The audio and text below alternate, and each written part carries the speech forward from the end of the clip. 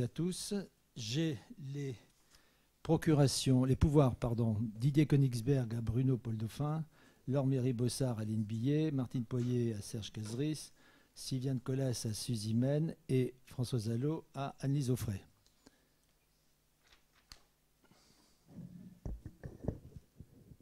Alors, tiens Achille, ça fait longtemps que tu n'as pas été secrétaire. Si personne n'est contre, merci à toi. Ensuite, procès verbal de la séance du 27 septembre. Y a-t-il des commentaires? Sinon, je mets aux voix qui est contre, qui s'abstient.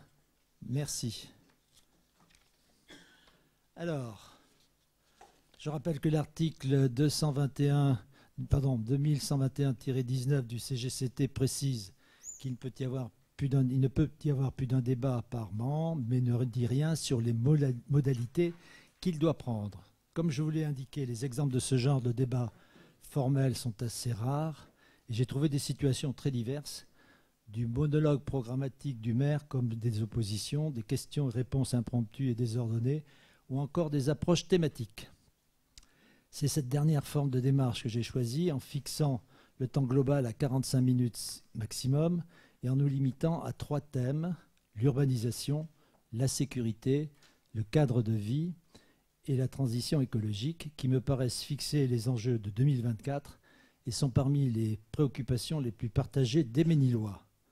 Les élus en charge de ces délégations poseront les sujets avant de débattre. Et pour terminer cet avant-propos, je rappelle que le monde, la France ont bien changé depuis 2020, époque où nous avions élaboré les uns et les autres notre programme, que les communes sont soumises à des normes de plus en plus pressantes et pesantes, parfois impossibles à mettre en œuvre, et que dans ces conditions, les programmes et les projets doivent en permanence être réajustés. Bien malin celui ou celle qui peut prétendre le contraire. Bien, donc je vais passer la parole à Éric François pour la partie urbanisme en guise d'introduction.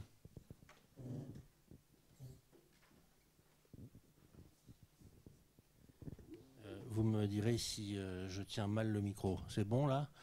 Oui. Voilà, chers collègues, l'urbanisme ou l'urbanisation est donc l'un des thèmes de ce débat de politique générale.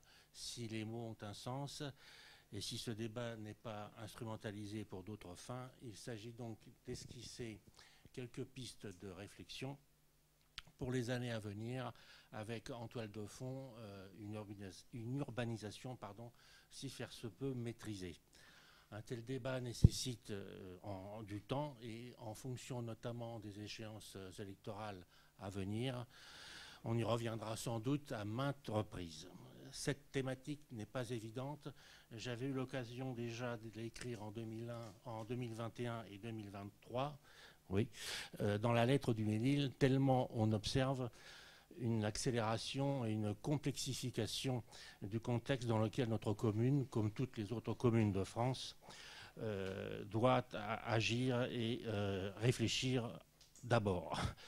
De multiples facteurs sont à prendre en ligne de compte, notamment l'environnement, qui revêt aujourd'hui une acuité particulière, même si cela a été prévisible. D'autres facteurs peut-être plus traditionnels aussi, financiers, sociaux, techniques, juridiques, démographiques, culturels. De plus, cette matière est contrainte par une collection de normes législatives et réglementaires.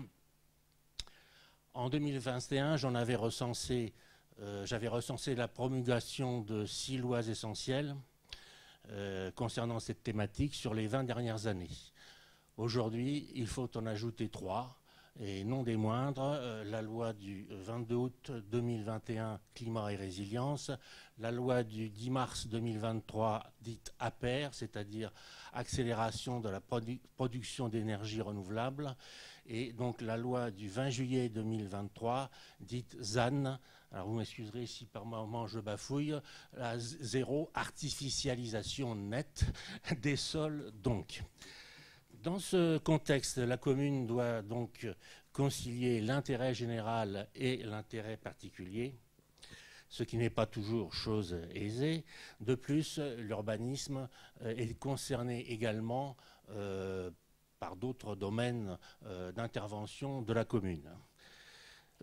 Dans ces conditions, compte tenu des contraintes multiples, quel débat peut-il s'instaurer autour de l'urbanisme? Quel projet autre que de répondre le mieux possible à la conciliation évoquée plus haut et répondant efficacement à une réalité mouvante, peut-on dessiner? Pour répondre à ces interrogations, une autre question, l'objectif de l'équipe municipale actuelle pourra-t-il demeurer dans les années à venir? Et si oui, comment? À savoir cet objectif, le Mesnil-le-Roi, un village. Objectif apparemment assez consensuel sur le fond, mais peut-être moins évident dans la déclinaison de ses modalités pratiques. Alors ensuite, les moyens.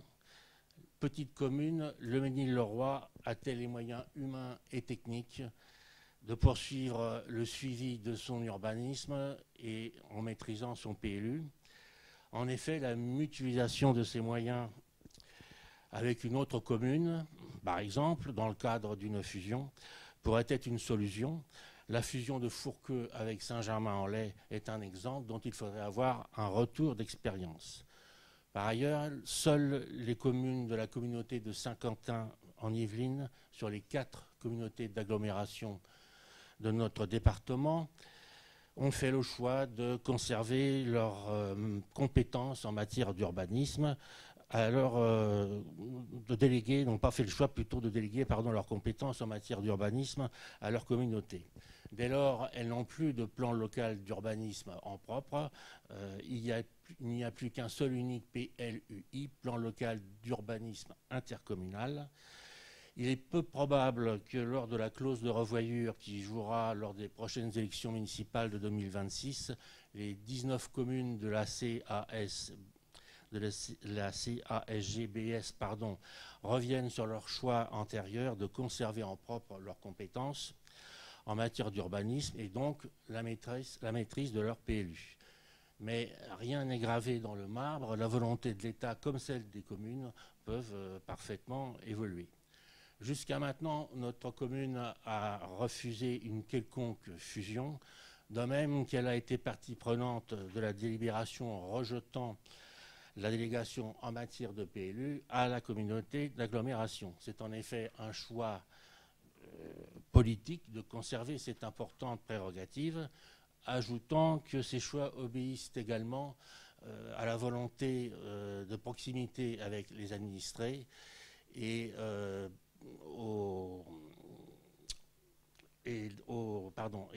donc de raccourcissement des délais d'instruction et de décision. Dans ce domaine comme dans d'autres, la perfection n'est pas de ce monde, mais l'essentiel est d'y tendre. Les constructions.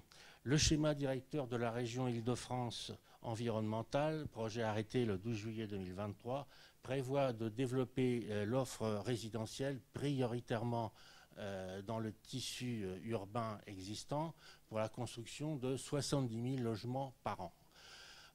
Ce schéma indique que les documents locaux d'urbanisme doivent permettre d'accroître significativement le nombre de logements.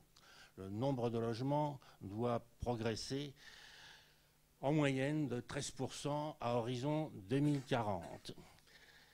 Et dans ces constructions, évidemment, sont inclus les constructions de logements sociaux de type divers, comme le BRS, de type notamment les baux réels solidaires. Les réserves foncières de la commune n'étant pas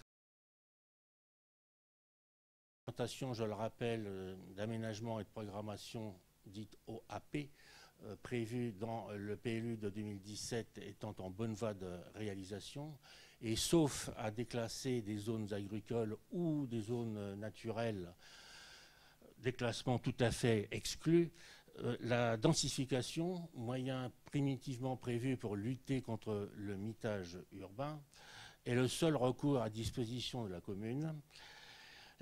mais un recours qui mène directement à la division foncière, et c'est inéluctable. Et cette densification, par ailleurs, va de pair avec ce qu'on appelle, j'ai dit tout à l'heure, le zéro artificialisation nette. Dès lors, le Mesnil-le-Roi village, qui est donc l'objectif de l'équipe actuelle, va devenir un objectif de plus en plus compliqué à tenir. Il ne faut pas se voiler la face. Le PLU comme rempart contre une urbanisation de moins en moins maîtrisable. Donc, nous verrons si l'actuel projet de modification qui muscle notamment et indirectement l'usage de la division foncière sera agréé par l'État. En effet, notre PLU est déjà un document de protection face à l'urbanisation. Le renforcer encore plus, ça a été dit à d'autres reprises dans d'autres formats de réunion, deviendra de plus en plus difficile eu égard justement au contexte législatif et réglementaire évoqué précédemment.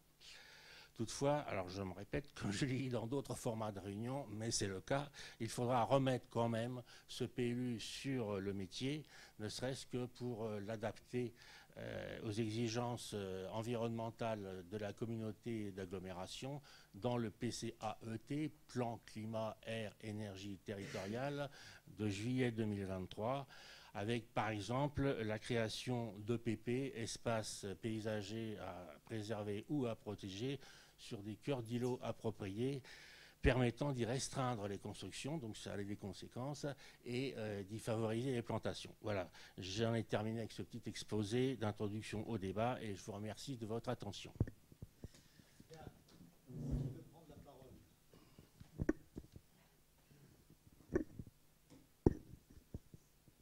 Je pense que ce qu'il faut retenir, entre autres, c'est que le SDRIF qui s'impose à nous, qui a été dicté par l'État, bien sûr, c'est le préfet de région qui a donné le dernier mot, va nous obliger théoriquement à construire 8000 logements supplémentaires dans l'agglo. Vous faites le pourcentage que nous représentons et vous voyez après ce que ça représente comme construction potentielle. Rajoutez à ça le ZAN, zéro artificialisation nette, vous voyez que ça veut dire des immeubles. Et, sauf à accepter bien sûr des pénalités. Donc c'est la menace qui pèse sur nous. Serons-nous capables de faire, je ne sais plus, 33% de 8000, ça fait combien les matheux? Oui. Combien? Oui, pour nous? Ah bah, vous voyez, à l'horizon 2050. On va les faire où? Oui. Bon, est-ce qu'il y a des questions?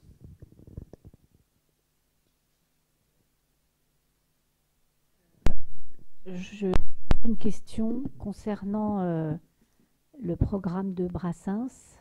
Je voudrais savoir où est-ce qu'on en est, l'OAP2. Oui. Alors l'OAP1, c'est un programme à côté de Brassens, proprement dit, avait été stoppé pour une raison d'absence de diagnostic phonétique et floristique. Donc c'est la préfecture qui avait levé le petit doigt et ça a donné 1 an le temps d'observer le cycle animal ou floral du secteur d'implantation. C'est la décision, la signification, la notification du préfet, de la préfecture date de mars 2022.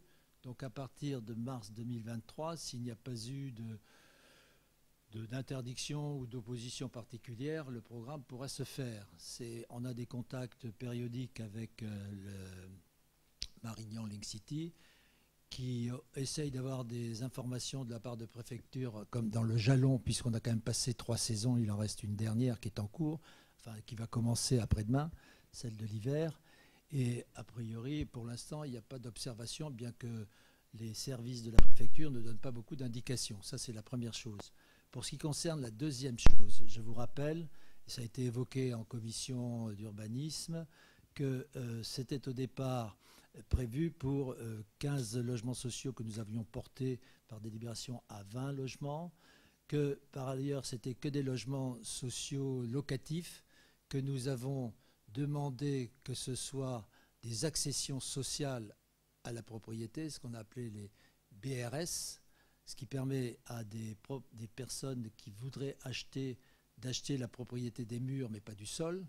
Le portage se fait par le département, par l'Office foncier solidaire des Yvelines, qui a donné son accord pour prendre en charge le dit projet, à condition, alors le permis de construire a été accordé, les recours ont été épuisés, il y a eu un changement, nous avons voté cela en délibération au mois de septembre, de promoteur, c'est passé de Cogépar à DBI de Mathieu Barre, qui prend donc en charge, qui s'est mis d'accord avec le département, mais qui devrait prochainement commencer les travaux.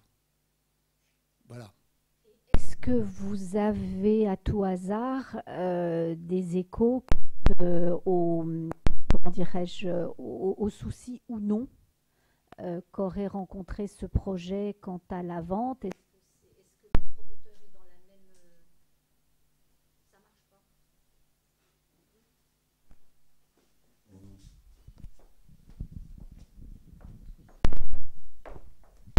Merci beaucoup.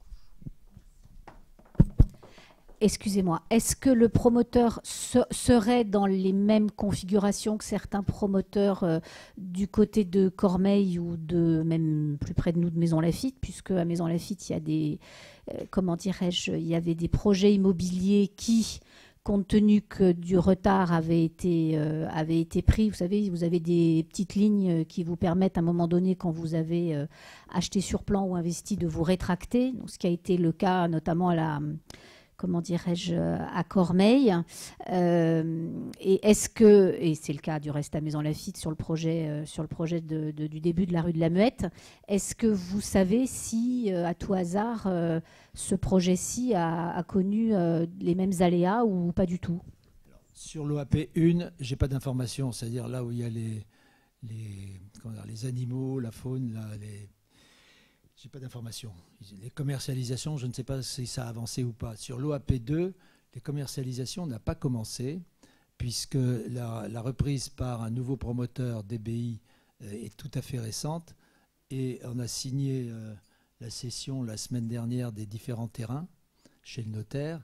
Et la commercialisation doit être lancée donc prochainement, m'a-t-on dit, sachant que quand ces 50% sont commercialisés, c'est le département achète les terrains. C'est-à-dire que le département ne s'engage pas tant qu'il n'y a pas 50% des appartements. Il y a une vingtaine d'appartements, il y a un T5, il y a beaucoup de T3. C'est-à-dire qu'il devait y avoir des T2, des T4, des T5 auparavant, mais compte tenu de l'achat et de recherche de jeunes couples, il a été prévu de transformer un certain nombre de logements en T3.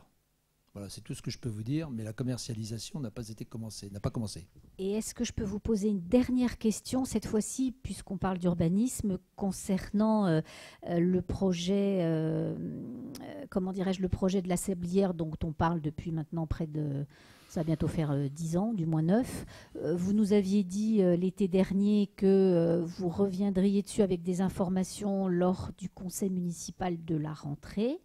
Ce qui n'a pas été fait, mais c'est peut-être parce que vous n'aviez pas les informations que vous espériez ou que vous comptiez avoir. Est-ce que là, au mois de décembre, vous y voyez un petit peu plus clair sur ce projet dont on parle depuis très longtemps? Alors, ce que je peux vous dire, vous en savez autant que moi, vous avez assisté à l'inauguration des berges, vous avez entendu le discours du président du département, qui n'a fait qu'accentuer d'ailleurs ce qu'il avait dit en disant qu'il y avait une baisse très importante des recettes du département qui allait l'obliger à faire des économies. Et depuis le mois d'octobre, début octobre, l'inauguration, ce manque de recettes n'a fait que s'accroître. D'autre part, les dépenses sociales, je ne suis pas là pour défendre le département, j'ai entendu le même discours il n'y a pas longtemps, et simplement pour dire qu'ayant des économies à faire, il a notamment dit qu'il y aurait un décalage dans certaines constructions de collèges, c'était je l'ai lu dans le courrier des Yvelines, et de casernes de pompiers. Ah mais excusez-moi, je ne vous parle pas de la caserne. Non mais j'attends, c'est que comme la caserne fait partie du potentiel de découpage, vous avez on parle des pavillons, on est d'accord? Je vous parlais du projet, effectivement, oui, du projet. d'ICF. Donc sur ces pavillons, il y a 3 fois, en gros, de 21 000 m². Il y a la caserne devait empiéter sur 7000 et il restait donc environ 14 ou 15 000 mètres carrés où devaient donc être construits des projets par la Sablière. Sur la caserne, la négociation est en point d'interrogation aujourd'hui puisque, a priori, le projet est maintenu, la nécessité d'avoir une caserne est confirmée, sauf que l'engagement financier n'est pas là, pour les raisons que je viens d'évoquer. J'en sais pas plus, je ne suis pas au conseil général, au conseil départemental, pardon, mais j'en parle régulièrement puisque nous sommes intéressés. Pour la partie qui reste en pavillonnaire, il y a bien un projet, mais ce projet, il n'est pas formalisé dans détail pour deux raisons. D'abord parce que nous avons clairement dit à la Sablière que nous ne souhaitions pas avoir que des logements sociaux purs et durs. On avait parlé d'une résidence senior ou intergénérationnelle. On avait parlé également de BRS, là aussi, pour ne pas avoir des locataires, enfin une homogénéisation des locaux, enfin des pavillons et des appartements. Donc ça, c'est la première remarque. Et la deuxième remarque, et vous le savez, puisqu'on a on a signé une convention après l'accord de la délibération du Conseil avec Citalia, parce qu'il s'agit de l'entrée de ville et qu'il y a un projet qui va être élaboré. La première réunion pour poser le cahier des charges a été faite. Et puis maintenant, la Sablière fait partie du comité ad hoc, mais on n'a pas eu de réunion formelle sur le sujet. Voilà, c'est tout ce que je peux vous dire. Attendez, alors là, mais c'est certainement, enfin c'est sûrement moi qui ai loupé un épisode ou mal compris. Ça veut dire que en plus qu'est-ce qui a demandé ce projet avec Citalia là, d'entrée de ville, de travailler là-dessus? C'est la mairie? C'est la ville du Mesnil-le-Roi? Oui. Donc, est-ce à dire, si je vous comprends, que et ICF dans l'affaire, comment ils s'inscrivent? Ils sont partie prenante du comité. Vous dire. Pour l'instant, parce que là, si je peux me permettre, la caserne, il y a eu une intervention en conseil municipal, je pense, à Maisons-Laffitte déjà au printemps, me semble-t-il. Et le maire de Maisons-Laffitte, qui a participé avec vous à tout ceci, puisqu'il est partie prenante, lui avait comment dirais-je, a été très clair sur le sujet en expliquant qu'effectivement, ce projet de caserne, c'était pas avant 2032. Donc voilà, on est très. Je me doute qu'effectivement, effectivement, on n'est pas très avancé pour les raisons que vous avancez. Effectivement, le discours de Pierre Bédier était assez alarmiste sur le sujet en octobre dernier. Par contre, donc si je vous comprends et si je vous résume et si j'ai tout compris, maintenant le projet donc de la Sablière, tout ça, c'est en stand-by et c'est donc raccroché à quelque chose que vous avez décidé de travailler avec Citalia, c'est ça? C'est un bureau d'études, c'est quoi? C'est un bureau d'études qui appartient à Citalios, qui est un organisme qui est bidépartemental 92-78. Et donc c'est un cabinet d'études qui nous aide avec la Sablière à envisager cet aménagement, parce que c'est bien de dire ça serait bien qu'il y ait une résidence senior, ça serait bien qu'il y ait des BRS, ça serait bien qu'il y ait des logements sociaux, j'allais dire classiques, pardonnez l'expression, ça serait bien qu'il y ait des commerces éventuellement s'il y avait, mais combien faut-il de logements, etc. Tout ça, c'est des points d'interrogation sur lesquels la Sablière a sans doute à la fois des idées et des exigences, et on en est là, mais ça va impacter l'ensemble du secteur. Et si vous vous souvenez, enfin ça a été vu en commission d'urbanisme, on a une sectorisation et on en a reparlé en conseil municipal. Okay. Voilà, c'est Merci. tout. Hein. Merci. Non, mais certainement quelque chose qui m'avait échappé, j'en suis désolée. Merci. Oui, c'est un projet global. On n'est pas là uniquement pour s'occuper des terrains de la Sablière qui est chez elle. Hein. Je rappelle que oui, non, mais bien sûr, mais c'est une... Oui, j'ai bien compris. Merci. Bien. Si vous voulez bien, on va passer la parole à la sécurité. Si tu as un micro.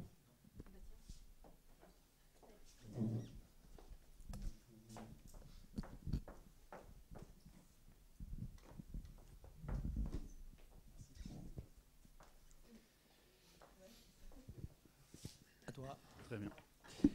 Bonsoir à tous. C'est bon? On m'entend? Oui. Année après année, la sécurité de chacun devient un enjeu de moins en moins aisé à assurer. Nationalement, territorialement, nous constatons le délitement de l'autorité de l'État, contesté sous ses diverses formes. On l'a constaté à travers les forces de l'ordre, élus, professeurs, qui sont devenus des cibles. Le doux rêve des paisibles villages français s'est fissuré face aux successifs attentats et actes barbares perpétrés en leur sein. Les attentats, les émeutes de juin, les assassinats au sein des écoles démontrent qu'aucune commune n'est dorénavant à l'abri. Croire que nous serions épargnés, car historiquement nous sommes un village, serait être dans un déni de la réalité. Au-delà d'une politique de lutte contre les incivilités grandissantes et la délinquance du quotidien, notre politique doit avoir une vision, en lien avec la situation d'urgence attentat, de protection des biens publics et des lieux sensibles, à l'instar de nos écoles ou de notre église. Aussi, je détaillerai les mesures prises et nos orientations en matière de sécurité de façon brève. La commune fait face à des regroupements et occupations abusifs de l'espace public, à une insécurité résidentielle, à un défi de régulation de la sécurité routière, à un risque attentat auprès de nos écoles et lieux publics. Face à ces défis, nous avons doté la commune de 6 postes de policiers municipaux effectifs, contre 1 poste effectif en 2014 et 4 théoriques en 2021. Je souligne cet aspect parce que c'est une vraie difficulté de pouvoir recruter des policiers municipaux.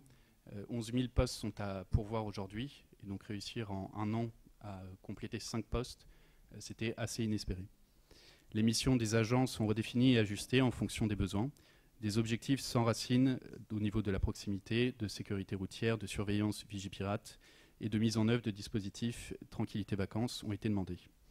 Grâce à ces efforts d'effectifs, la présence et les interventions de la police municipale sur le territoire communal se sont accrues. En 2023, 446 interventions ont été réalisées, soit une augmentation de 81% par rapport à 2022. 9 personnes ont été interpellées, 14 réquisitions d'extraction d'images ont permis d'identifier les auteurs des faits, soit une augmentation de 56%.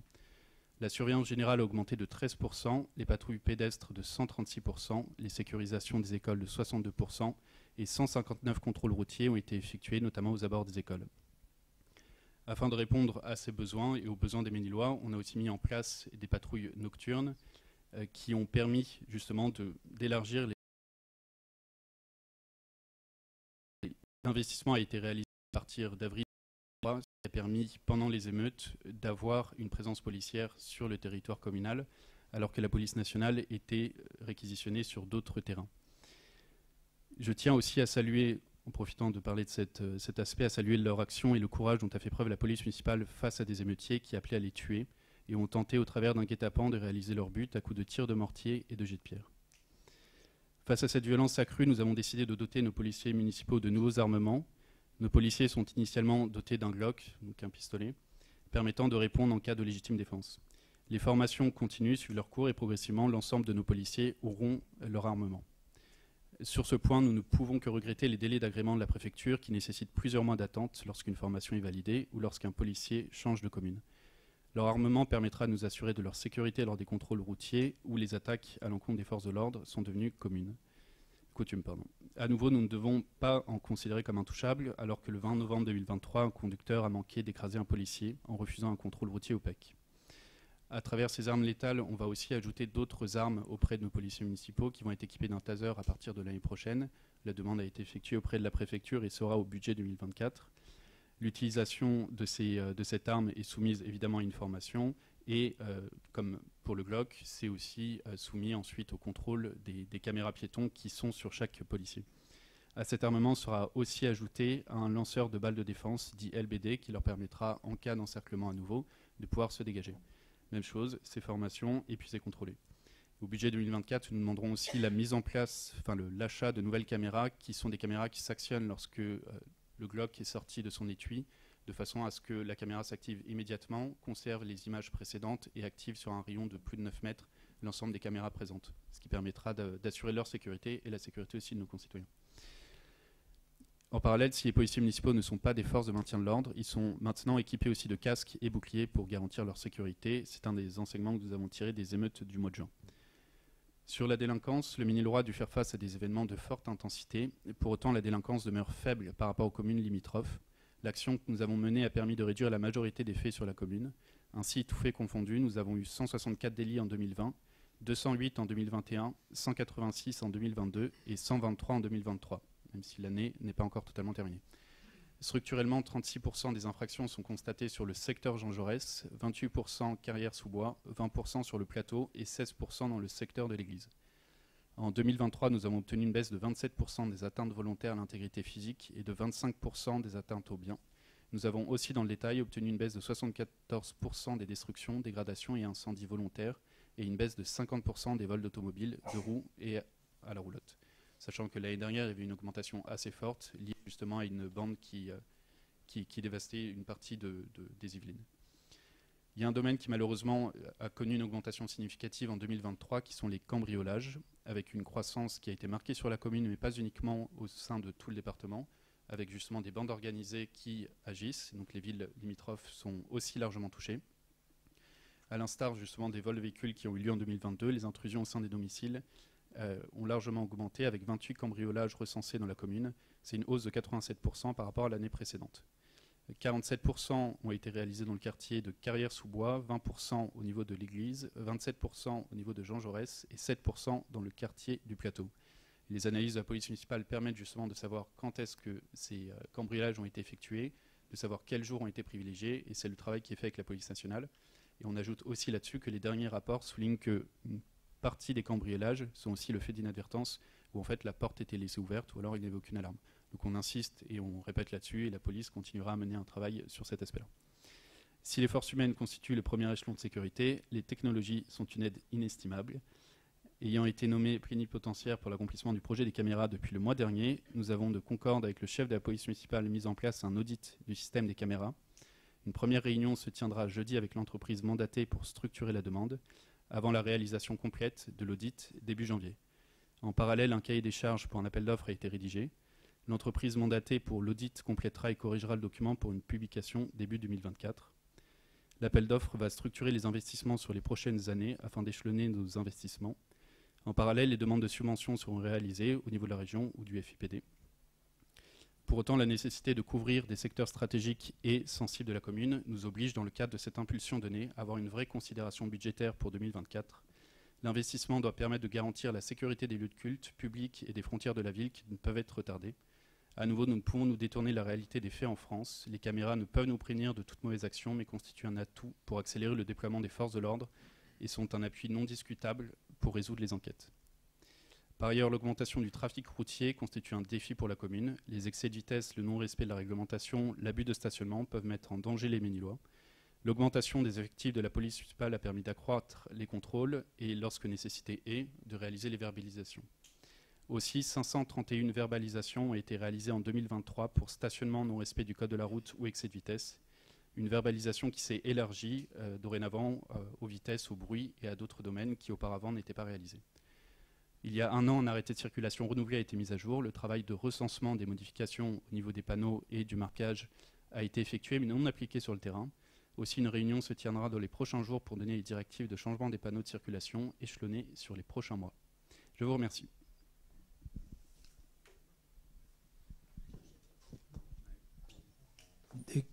Des questions?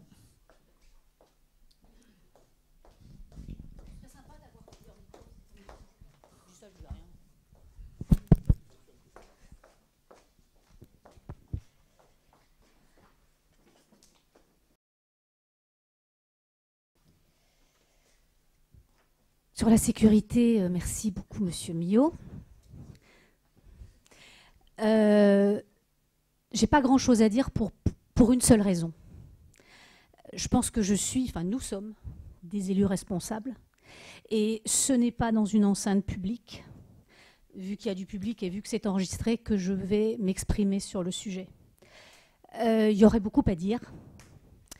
Quand j'ai des choses précises à vous dire, je le fais uniquement avec vous, et ça reste entre nous deux, parce que vous êtes responsable de la police municipale, et je pense que je vais vous envoyer encore un message. Vous en ferez ce que vous voudrez. Concernant l'augmentation des effectifs, ça fait plus de 3 ans qu'on en parle, donc on est absolument ravis d'arriver effectivement aux chiffres que vous exposez. On est ravis d'entendre parler comment dirais-je, de patrouille pédestre, puisque là aussi, ça doit faire plus de 3 ans qu'on parle de tout ça. Et encore une fois, en tant qu'élu responsable, je n'en dirai pas plus. J'aurais juste une petite question à vous poser. Je voudrais savoir où est-ce qu'on en est de... Je ne reviendrai pas non plus sur un certain nombre de choses concernant les caméras, parce que je vous ai trouvé extrêmement courageux de prendre la parole seul, compte tenu de votre jeune âge, parce que vous êtes le Benjamin, sur un sujet extrêmement sensible lors d'une réunion publique. Je le répète, je vous ai trouvé très courageux. Il se trouve que j'ai quelques, comment dirais-je, connaissances au sein de la police nationale, aussi bien à Sartrouville qu'à Houille, et même à d'autres niveaux, mais peu importe, c'est pas le souci. Je sais que les caméras, et vous venez de le dire, il y a beaucoup de choses à faire. C'est un serpent de mer au Ménil depuis maintenant 2017. Je vous souhaite le meilleur parce que ça concerne effectivement l'ensemble de la communauté. J'espère que vous allez arriver là où vous le souhaitez, puisque vous êtes en train de nous dire qu'effectivement vous reprenez tout ça depuis maintenant quelques semaines. Et je maintiens ce que je vous ai dit lorsque j'ai pris la parole lors de la dernière réunion publique concernant le fonctionnement de certaines caméras. Je le répète, enfin, vous vous souvenez de ma prise de parole, et je le maintiens et je l'affirme. Maintenant, j'ai juste une petite question, je vais y arriver. Est-ce que les caméras d'entrée de ville, qui étaient prévues depuis 1 an et demi ou 2 ans, est-ce qu'elles ont été achetées, ou est-ce qu'elles sont prévues, ou est-ce que ça fait partie, encore une fois, de toute la refonte sur laquelle, si j'ai bien compris, vous allez travailler? Moi, je peux répondre. Il ne suffit pas d'avoir des caméras. Il n'y en a pas. Hein. Elles n'ont pas été posées. Pour une raison simple, c'est qu'il faut les alimenter et pouvoir les relier. Donc on a des difficultés parce que la fibre ne passe pas là sur les entrées de ville. Actuelles, vous avez le boulevard Pasteur, vous avez le Pémal, en haut de Pémal. La place de Strasbourg, on considère comme une entrée de ville. Là, c'est doté. Et puis ensuite, il y a la rue de la République. Donc les 3 sites ne sont pas dotés d'alimentation filaire ou aérienne ou enterrée. Et c'est un des points qui nous préoccupe. Donc il faut passer par là. Mais c'est bien prévu parce que ce que nous a dit le commissaire, il a dû vous le dire, puisque vous avez des relations au niveau du commissariat, c'est que c'était prioritaire par rapport... Ce n'est pas la quantité de caméras qui compte, c'est l'endroit où ils sont placés. Je ne parle pas des bâtiments, je parle de la voirie, pour pouvoir repérer les gens. Donc on a parfaitement l'objectif en tête, sauf qu'il y a à la fois des subventions, parce que ça représente des coûts, et il y a également l'alimentation. Monsieur Cazeris, oui. Ça fait 6 ans qu'on parle de tout ça. Ouais. C'est toujours les mêmes discours, c'est toujours la même chose. Donc voilà, c'est tout. On a compris, monsieur, et je l'en remercie, monsieur Millot va reprendre tout ça. On repart à zéro. Ça fait depuis 2017. On ne repart pas à zéro. Mais bien sûr. On ne repart pas à zéro. Je vous rappelle que d'abord, les caméras ont été essentiellement branchées sur les immeubles. Hein, protection des immeubles de la commune. Et ensuite, voirie. Donc c'est en cours.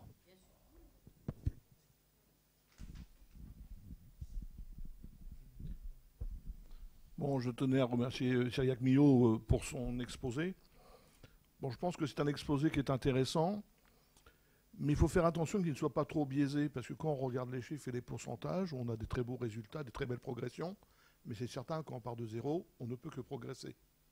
Donc ce sera à suivre l'année prochaine pour voir si l'élan républicain qui est donné à la mission de la police municipale continue et augmente. J'ai signalé à plusieurs reprises aux élus que la police municipale, un jour, allait avoir des soucis dans l'application de la loi et de la réglementation, y compris à vous, monsieur le maire, par rapport au risque, puisque finalement, en cas d'accident ou de sinistre corporel, pour des défauts de signalisation, c'est vous qui en prenez l'entière responsabilité. Force est de constater qu'aujourd'hui, et un récent exemple encore, on est incapable, quand on fait un arrêté municipal pour du stationnement pour des travaux, d'appliquer la réglementation. Aujourd'hui, je ne vais pas être technique. Alors, certains vont dire que je fais une obsession, mais si on veut en avoir des effets conséquents par une police municipale ou nationale, il faut que les mesures mises en place pour interdire des stationnements sur la voie publique soient dans le respect de la réglementation. Faire des stationnements d'interdiction de stationnement, comme par exemple devant le 19 avenue Victor Hugo au Ménil, ne consiste pas à mettre 2 barrières, du rubalise et un arrêté municipal scotché. Il manque quelque chose. C'est le panneau d'interdiction de stationner. Alors aujourd'hui, la mairie, certes, a pris le choix de sous-traiter aux prestataires qui ont remporté le marché de travaux de faire la signalisation. Ça, vous en avez parfaitement droit. Mais vous devez être garant que celle-ci est réglementaire. Le seul problème aujourd'hui pour vérifier que si c'est réglementaire, c'est qu'il ne faut pas rester assis dans son bureau, mais il faut aller voir sur le terrain ce qui se passe. Aujourd'hui, j'en êtes à la 4e signalisation, comme quoi vous ne respectez pas la loi concernant les interdictions de stationner. Toutes les lettres que nous envoyons, ou que j'envoie, peu de réponses, pas de réponse, et surtout, pas d'action. Je prends l'exemple de l'avenue Gambetta, la rue Gambetta. Nous avons une entreprise qui a mis une barrière de police sur lequel est monté un arrêté d'interdiction de travaux. Une interdiction de travaux, ça veut dire qu'on fait des travaux sur la voie publique. Or, c'est une place qui est monopolisée pour un véhicule d'une entreprise privée. Et en plus, sur cette barrière de police, qui n'est démunie d'un panneau d'interdiction de stationner de catégorie B, nous avons un encart publicitaire. Comment voulez-vous que la police municipale puisse faire son travail? Il est à savoir, et je ne comprends pas aujourd'hui, et ça c'est un problème d'organisation, et ça je vous laisse cette organisation, il serait peut-être bon que tous les arrêtés, que ce soit de travaux ou municipaux, puissent passer par la case police municipale pour voir si ceux-ci sont conformes par rapport à la réglementation. Et je peux vous dire qu'il n'y a pas 36 000 cas. C'est quelque chose qui est simple. C'est une case, on fait des croix, et après, une fois qu'on a fait l'ensemble des croix, on sait qu'on est conforme. Là, c'est pareil, on parle de règlement. Je vous parle surtout sur le problème de la circulation. Aujourd'hui, habitant rue Jean Jaurès, je suis dans l'axe de l'école. Tous les matins, les voitures se gardent dans n'importe quel sens. Les voitures montent à contresens et ne sont pas pour autant verbalisées, même si elles ne peuvent pas aller plus loin parce qu'il n'y a pas possibilité. Nous avons des interdictions au sol de stationnement qu'il faudrait peut-être rafraîchir, mais aujourd'hui, le code de la route ne dit pas si la peinture doit avoir 15 jours, 3 semaines ou... Donc à partir du moment où elle est encore visible, je ne comprends pas que les voitures qui sont tous les jours, y compris ce soir, stationnées là où c'est interdit de stationner, ne soient pas verbalisées. Ça, j'illustre simplement mes propos. Si on veut que la police municipale puisse faire correctement son travail, il faut aussi qu'en amont, administrativement, le travail soit fait correctement. Merci. Bien, moi, je vais essayer de répondre parce que ce n'est pas la première fois qu'on en parle.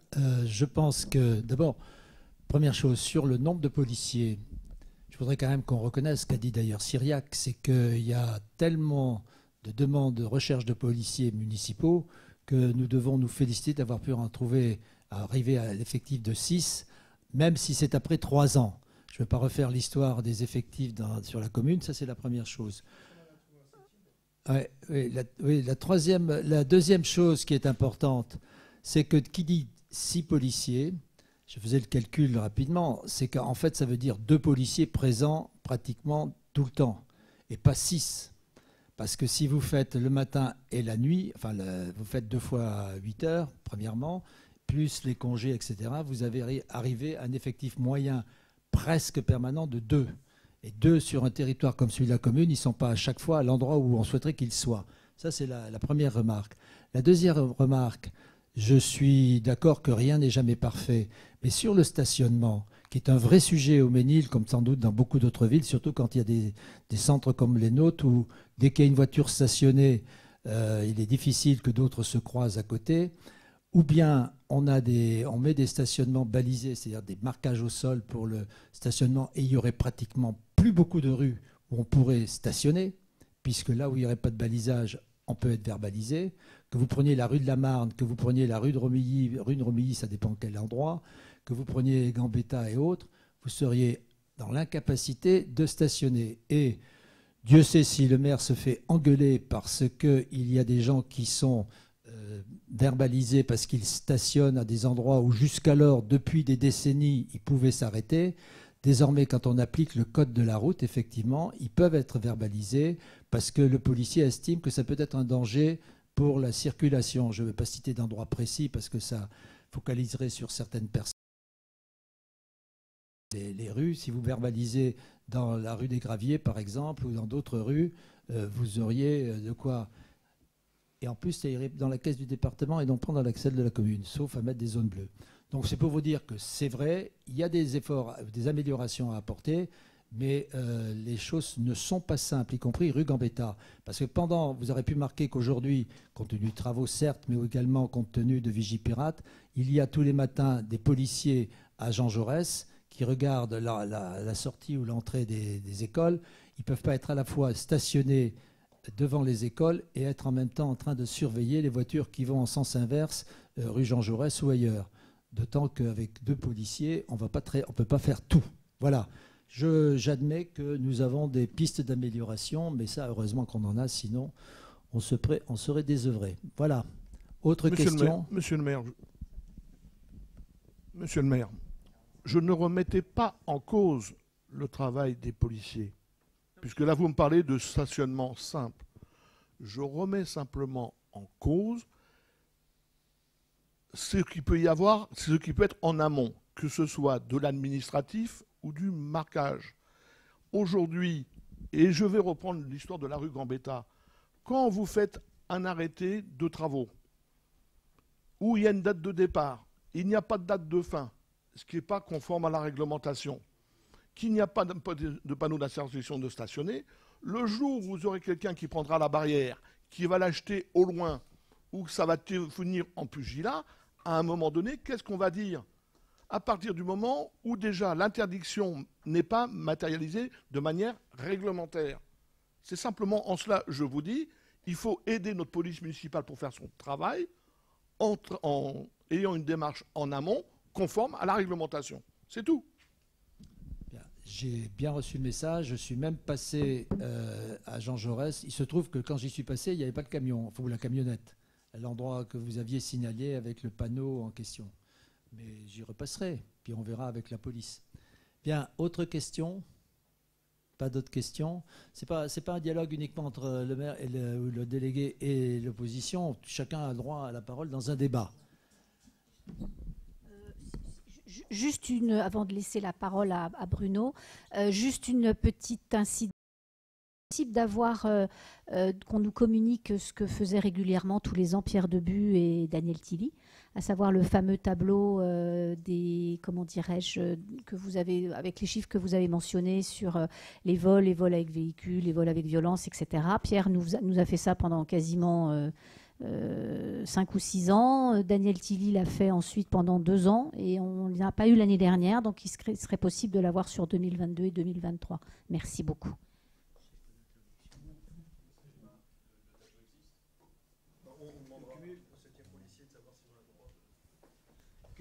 Ok.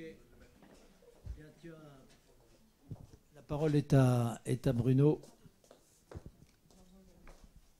Marche. Normalement. Non, mais veux que tu prennes. Attends, est-ce que ça marche ça? Allô? Oh, tenez Annie. Bonjour à tous. Sujet peut-être plus consensuel sur le développement durable, le cadre de vie. Et pourtant, je veux pas tirer la sonnette d'alarme. On entend tous parler de réchauffement climatique, de transition énergétique, de COP28, ses succès, est-ce qu'il y a un intérêt à y aller? Moi, je regarde au niveau local. Et au niveau local, on peut tous citer... On va éteindre un peu parce qu'on voit pas. Bon, écoutez-moi dans ces cas-là. On peut tous citer autour de nous des fortes précipitations, des inondations. Ici, on a la Seine et les risques d'inondation. Il y en a autour de cette table qui peuvent en parler. On voit, et vous savez que la ville du Ménil, il y a un phénomène de gonflement des argiles. Et donc ça, c'est vraiment une des conséquences aussi, un des risques identifiés. hein, avec en plus de ça les mouvements de terrain liés aux cavités souterraines. On voit des phénomènes de plus en plus de canicules, avec ces phénomènes de chaleur qu'on peut voir. Alors on a la chance, quand on est à Carrière, de temps en temps il y a un petit sentiment de fraîcheur avec l'air frais des grottes. Il n'empêche que ce n'est pas le cas partout, et vous savez qu'en 2003, les premiers événements de canicule avaient entraîné une surmortalité. Et puis la sécheresse, qui dit sécheresse, dit pénurie d'eau, et en plus de ça, une amplification des risques d'un point de vue forestier. Et donc finalement, on a de la chance de vivre dans un environnement, on peut dire, assez remarquable. Et pour autant, il ne faut pas sous-estimer tous les enjeux des aléas climatiques actuels et à venir, et à entendre les spécialistes. C'est des phénomènes qui vont s'amplifier. Maintenant que j'ai dressé ce portrait un peu noir, mais je pense que c'est quand même aussi important, j'insiste sur le plan. Eric tout à l'heure faisait référence au plan climat, air et énergie territoriale, avec les engagements qui ont été pris au niveau national de réduction. Je m'arrête à d'ici 2030, hein, mais 40% des réductions d'émissions de gaz à effet de serre, 20% de réduction de consommation énergétique. Et quand on regarde à l'échelle de l'agglomération, et ça a été... Oui, mais encore une fois, vous m'écoutez. Et tout ça, c'est disponible sur le site de l'agglo. Hein. Mais 40% pour aller à l'échelle... enfin, ce qui est important, c'est de regarder au niveau de l'agglomération de la boucle de Saint-Germain, boucle de Seine. C'est d'ici 2050, c'est 79% de réduction des émissions de gaz à effet de serre par rapport à 2015. C'est 56% de réduction des consommations énergétiques par rapport à 2015. Et c'est plus 38% de production locale d'énergie par rapport à 2017. Donc, vous voyez que l'agglomération à l'horizon 2050 a pris des engagements très forts. Et nous, aujourd'hui, on n'a pas encore pris ces engagements, mais on fait partie de cette boucle de Seine. Donc pour l'instant, il y a des petits X. Peut-être qu'un jour, on prendra des engagements un peu plus forts par rapport à ça. Mais c'est là-dessus que j'aimerais bien voir comment décliner concrètement ces chiffres, ces ambitions, à l'échelle du Ménil-le-Roi. Pour ça, de reprendre encore une fois l'architecture du plan climat, air, énergie, territoire, qui est encore une fois disponible sur le site de l'agglo. Et le premier axe, c'est de favoriser la mobilisation générale. Cette mobilisation générale, vous verrez qu'en faisant apparaître les camemberts, on ne parle pas de zéro. Et on ne peut que s'en réjouir, notamment par l'action des précédents adjoints à l'environnement, au cadre de vie d'avant. L'administration, l'école est co-responsable. S'il y a bien des actions qui sont menées, c'est notamment vis-à-vis des jeunes. Et les jeunes, il y a des actions, il y a des écolabels, il y a des initiatives. Et au travers des jeunes, on peut toucher toute la population du Ménil. Il y a un travail à faire au niveau de l'administration, encore pour être encore plus vigilant sur le stockage numérique, sur le tri des déchets. Et ça, c'est pour ça qu'on n'est pas tout vert, mais j'espère que prochainement, nous serons verts sur cette partie-là. On a la chance au Ménil d'avoir des associations méniloises de protection de l'environnement. Je pense à la salamandre verte, mais il y a aussi les potagers, les jardins familiaux. Il y a tous les événements, cette chance d'avoir les événements autour des berges de Seine. Donc tout ça, c'est une occasion de favoriser cette mobilisation et la fierté des Ménilois par rapport à leur patrimoine. Et puis ça rejoint un petit peu tout ce qui est école éco-responsable, mais sensibiliser les jeunes publics. Il n'y a pas que les écoles, il y a le centre de loisirs, il y a l'ASMR, il y a plusieurs projets qui ont été déjà initiés. Et je dirais que là-dessus, il faut continuer sur cette lancée. Donc, premier axe, de favoriser la mobilisation générale. Le deuxième, c'est de préserver et de valoriser nos ressources environnementales. Et la première chose quand on arrive au Ménil, c'est de voir ce foncier. Tout à l'heure, Eric en parlait, on a un patrimoine remarquable, et notamment de pérenniser l'activité agricole qui font réellement partie du paysage du Ménil, mais aussi... et faire évoluer les pratiques, agir en faveur du développement des circuits courts. Il y a aujourd'hui, et depuis le confinement, ça a été renforcé, la possibilité d'accéder aux légumes cultivés au Ménil, et ça, c'est vraiment une force. Il y a un gros travail qui reste encore à faire, mais la gestion durable des eaux de pluie. Vous savez que plus on gère ces eaux de pluie, plus on réduit les risques d'un point de vue inondation. Donc favoriser l'infiltration, c'est les nous. Le projet des berges de Seine, il y avait ce projet de piste cyclable, mais il y a aussi c'est nous de récupérer les eaux. Le passage Saint-Vincent est un autre exemple de récupération des eaux, des zones naturelles d'expansion des crues. Donc tout ça, l'agglo en plus nous a bien aidé sur les berges de Seine, mais poursuivons sur d'autres projets. Développer la gestion écologique des espaces verts.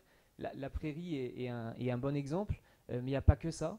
Il y a aussi accompagner l'adaptation des milieux forestiers. Vous savez que les chênes, toutes ces espèces qu'on a dans nos forêts de Saint-Germain et les forêts du Ménil, eh bien, elles vont être de plus en plus vulnérables et l'ONF travaille là-dessus et on doit être vigilant, notamment par rapport au risque incendie, des broussaillards. On n'est pas encore en Méditerranée, mais il faut vraiment être vigilant et ça, c'est un axe sur lequel on doit travailler. Il n'y en a que 5, rassurez-vous, je ne vais pas non plus parler toute la soirée. Le troisième axe, c'est de développer une économie locale et durable. Et là-dessus, il y a quand même une très forte... tout à l'heure, encore une fois, Eric, très pertinent, parlait de la loi APER. Il y a une demande de l'administration de renforcer les énergies renouvelables. Et c'est très bien. Mais attention à ne pas à être vigilant, notamment sur l'intégration paysagère, l'intégration patrimoniale, l'intégration urbaniste. C'est pas dire oui parce que c'est renouvelable de dire oui à tout. Donc oui, mais au cas par cas, on y reviendra tout à l'heure, il y a une délibération du Conseil en ce sens. Encourager l'économie circulaire, et ça, bon, on le voit de plus en plus.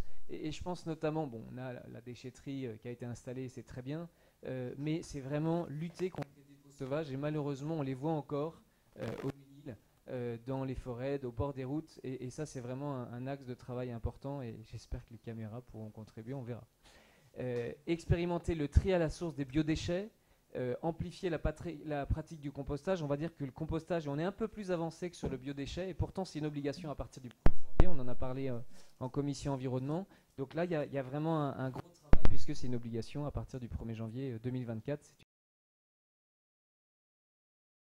Au niveau des déplacements, toutes les pratiques sobres, décarbonées, encore une fois, on sait qu'il y aura toujours des voitures, mais aujourd'hui, on a un point de vigilance, c'est l'offre de transport en commun. La ligne 2, elle n'est pas complètement fiable. On le voit, certains enfants qui en souffrent. Et puis, les fréquences ne nous permettent pas de vraiment complètement nous reposer par rapport à cette ligne. Et pourtant, c'est un des bons arguments de se dire je vais rejoindre le RER, qu'il soit à Maisons-Laffitte ou à Saint-Germain, en m'appuyant sur la ligne 2. Le plan vélo. Les déplacements, au travers des pistes cyclables, les berges de Seine sont un des points majeurs pour la commune, et vous le savez. Mais il n'y a pas que les vélos, il faut aussi sécuriser les espaces piétons, encourager la pratique de la marche. Là aussi, c'est une action en faveur de la décarbonation. Et puis, on a des beaux endroits, autant les utiliser. Et on a déjà commencé le déploiement des bornes de recharge pour les véhicules électriques, les stations multi-énergie. Vous savez que vu la flotte automobile d'aujourd'hui, c'est des actions qui vont se poursuivre. Et on va accompagner, aujourd'hui, en plus, c'est assez subventionné. Le dernier axe qui concerne la résilience des bâtiments, des espaces publics, des aménagements. Alors, vous l'avez constaté, de plus en plus d'éclairages sont aujourd'hui passés en LED. On a en plus un expert parmi nous de tous ces éclairages. Les éclairages passés en LED, c'est bien. Mais on peut toujours faire mieux, et essayer de réduire la consommation. Il y a aussi, il n'y a pas que réduire la consommation, il y a aussi quel est l'impact de l'éclairage sur la biodiversité, qu'il faut prendre aussi en compte par rapport à ça. Il y a ce plan de rénovation énergétique pluriannuel, et là j'ai vraiment plaisir à dire que le Ménil-le-Roi est pilote au sein de l'agglomération pour justement faire ce plan de rénovation énergétique, un bilan, un audit et une gestion pluriannuelle, parce qu'on sait que les coûts de l'énergie vont augmenter dans le futur. Et puis il y a cet enjeu qui concerne la désimperméabilisation des sols, pas que pour les infiltrations, c'est que les cours d'école avec du macadam ou du béton, aujourd'hui c'est un îlot de chaleur, et finalement remettre un petit peu de fraîcheur, remettre un peu d'oasis peut aussi contribuer à améliorer la résilience des bâtiments, des cours d'école, et on peut que s'en réjouir. Voilà, une petite image prise par Achille pour finir et ouvrir le débat et de réaliser à quel point nous avons la chance d'habiter au Ménil-le-Roi. Je vous remercie. Bien. Quelles sont les questions sur le sujet ? C'est un sujet très large avec des tas de sous-sujets, si j'ose dire. Vas-y, Jean-Claude. Non, non, simplement, j'ai rien à redire par rapport à Bruno, simplement mon inquiétude au niveau de l'activité agricole. Je reviendrai vers vous le moment venu. Vous savez que je suis un responsable professionnel. Alors, ça ne dépend pas que du Ménil, il y a un certain nombre de choses. Et je suis très inquiet pour le maintien de l'activité maraîchère au Ménil. Je reviendrai le moment venu, on vous expliquera un certain nombre de choses. J'ai un certain nombre d'informations sur le plan régional ou national. Et c'est vrai qu'aujourd'hui, l'activité agricoles dans les secteurs urbains sont extrêmement compliquées. Je ferme la parenthèse, mais je ferai tout ce qui est en mon pouvoir pour défendre et maintenir ce que j'ai défendu depuis et que je continue à défendre en tant que responsable agricole au niveau régional et au niveau national. Donc je le ferai pour le Ménil et au père de mon grand-père qui se sont battus. Je rappellerai simplement que dans les années 70, on a failli être exproprié ici. En 80, on avait la déviation. La 14, on a survécu. Mais là, je ne sais pas si on va survivre pour différentes raisons au niveau économique et au niveau environnemental. Je ferme la parenthèse. Je voudrais juste dire un petit mot quand on a parlé de la sécheresse et des arbres. Regardez tous les arbres morts que l'on perçoit dans les espaces boisés, que ce soit sur la partie qui est le long des berges, la partie là où il y a la maison Sapenne, là où il y a les maisons Sapenne, sur les espaces de la SAPN, et puis bien sûr dans la forêt. D'ailleurs, rue du Val, on a des arbres qui tombent et qui de surcroît tombent sur des voitures, sur le parc de stationnement. Donc c'est dire que effectivement la végétation souffre énormément, et je m'inquiète en effet pour les incendies éventuels quand on a des herbes très hautes, etc. Des questions? Pas de questions? Non, mais on va... Alors, tu as parlé effectivement de la nécessité de travailler sur les bâtiments et l'audit qui est en cours avec la CSGBS. Ben, je crois que c'est une bonne chose, mais on avancera. D'ailleurs, on a d'excellents résultats sur le seul bâtiment qu'on a complètement isolé, qui est le bâtiment Jean Jaurès pour les logements. Je crois qu'il parle de 60 à 70% de baisse de consommation d'énergie. Mais ils ont non seulement les murs, mais ils ont également, on a fait la toiture, on a fait l'isolation par le toit. Et on a présenté un dossier pour Jaurès et pour d'autres, puisque la porte des subventions est légèrement ouverte, on verra bien la réponse, parce que ça représente quand même des dépenses importantes, mais ça se fait par tranche. Autre question? Est-ce que ça veut dire qu'on va avancer un peu plus sur les berges? Parce que on voit la mobilité douce, quand on parlait tout à l'heure de la marche à pied, de l'ensemble, et puis un peu moins de voitures. Okay, c'est-à-dire à chaque fois on en a parlé entre Maison Lafitte et puis Saint-Germain,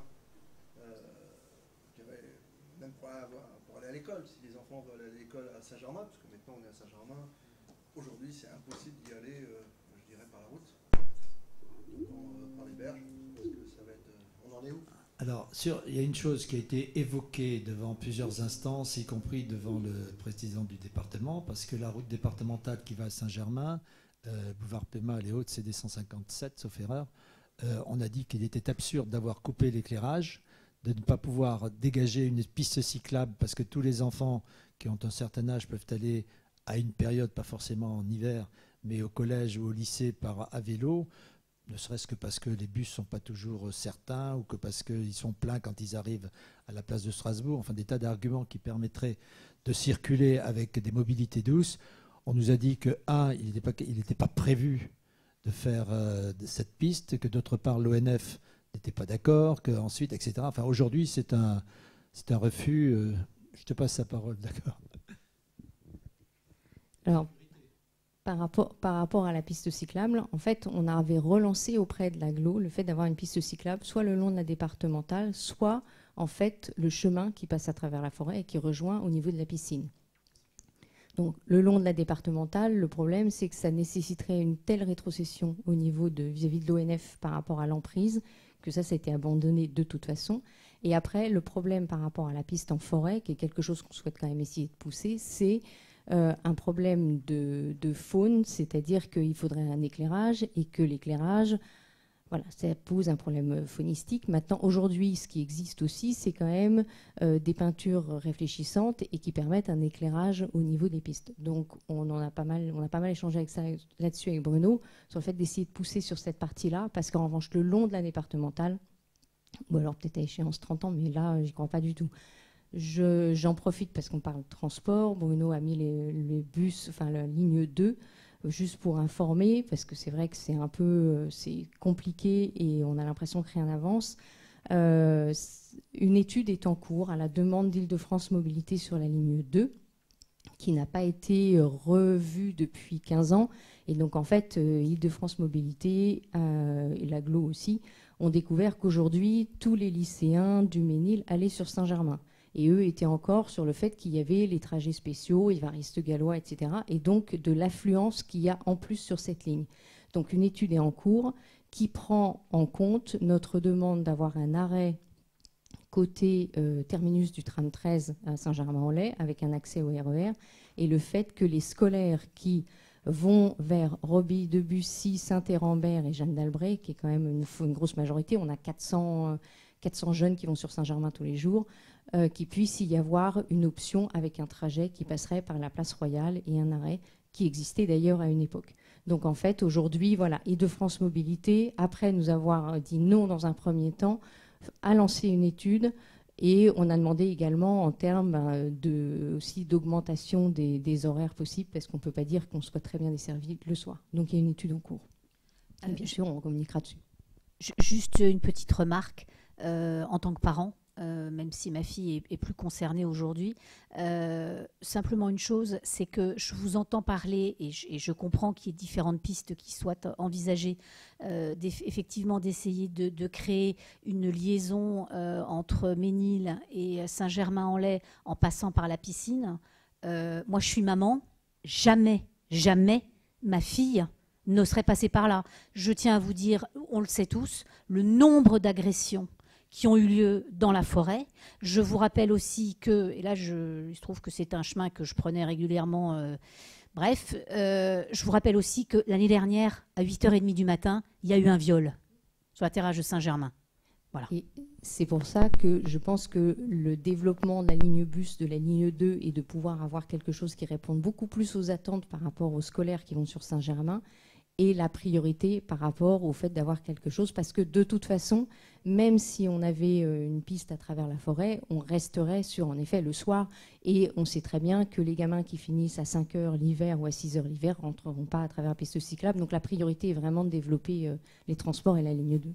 Et aujourd'hui, cette piste, elle ne fait pas partie du plan vélo. Donc aujourd'hui, elle ne fait pas partie du plan vélo, et pour répondre à ta question, Yannick, la piste qui fait partie du plan vélo, c'est bien les berges de Seine. La première tranche est faite et vous étiez là à l'inauguration et on est très content. Il reste les 2 tranches de part et d'autre. Vous savez qu'elle fait l'objet d'une déclaration d'utilité publique qui fait elle-même l'objet d'un recours. Un jugement a été prononcé. Après, je ne me prononcerai pas sur la suite à donner puisque aujourd'hui, c'est une affaire qui est en cours personnelle et pour le compte de la commune. Je pense qu'on attend tous que cette piste cyclable soit prolongée de part et d'autre en respectant les propriétés et le cours de la justice. Voilà. Autre question ? Écoutez, s'il n'y a pas d'autres questions, on a tenu les horaires, c'est parfait. Je vous remercie. Donc, Émilie, je te laisse la parole. C'est bon, ça marche. C'est un certain nombre de tarifs. Vous avez reçu dans la note de synthèse les évolutions qui sont suggérées. Vous m'entendez ou pas trop ?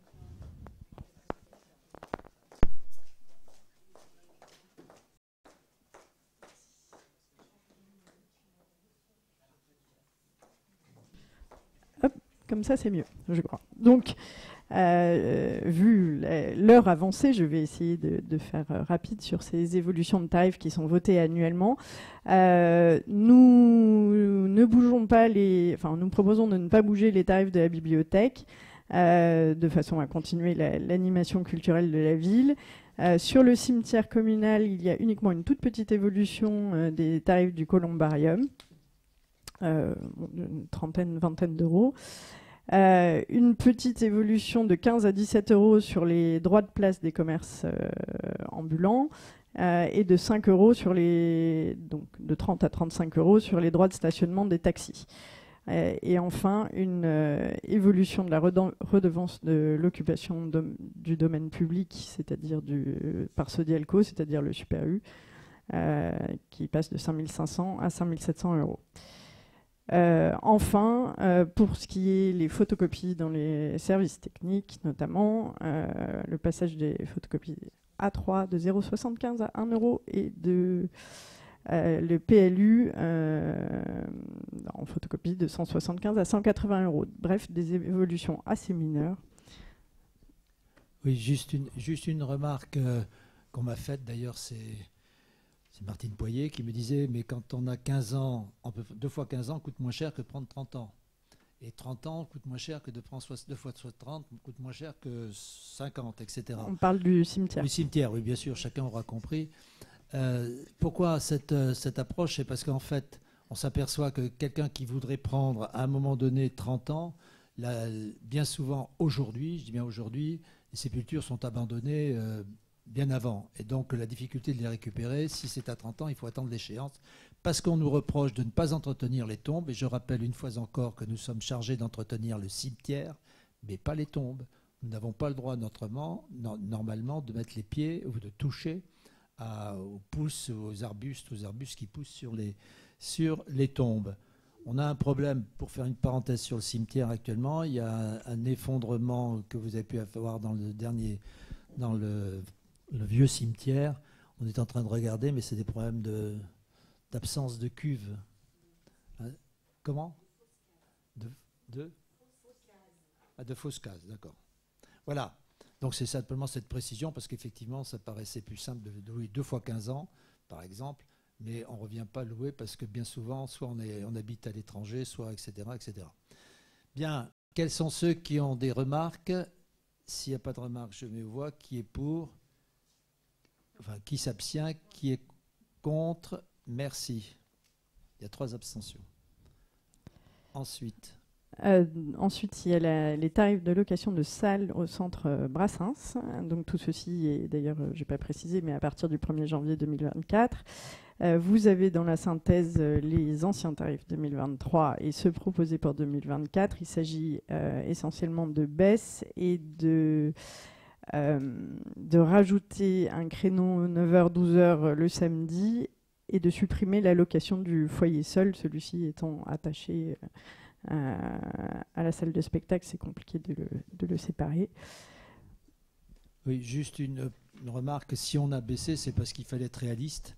On n'avait pas de demande de location avec des tarifs dissuasifs. Mais on garde par contre la gratuité pour les associations ménilloises une fois par an, ainsi qu'aux syndicats de copropriétaires et évidemment les manifestations organisées à l'initiative ou conjointement avec la commune sont exclues des tarifs de location. Des questions? Pas de questions. Je mets aux voix qui s'abstient. Je vous remercie. Tarif publicitaire, Aline.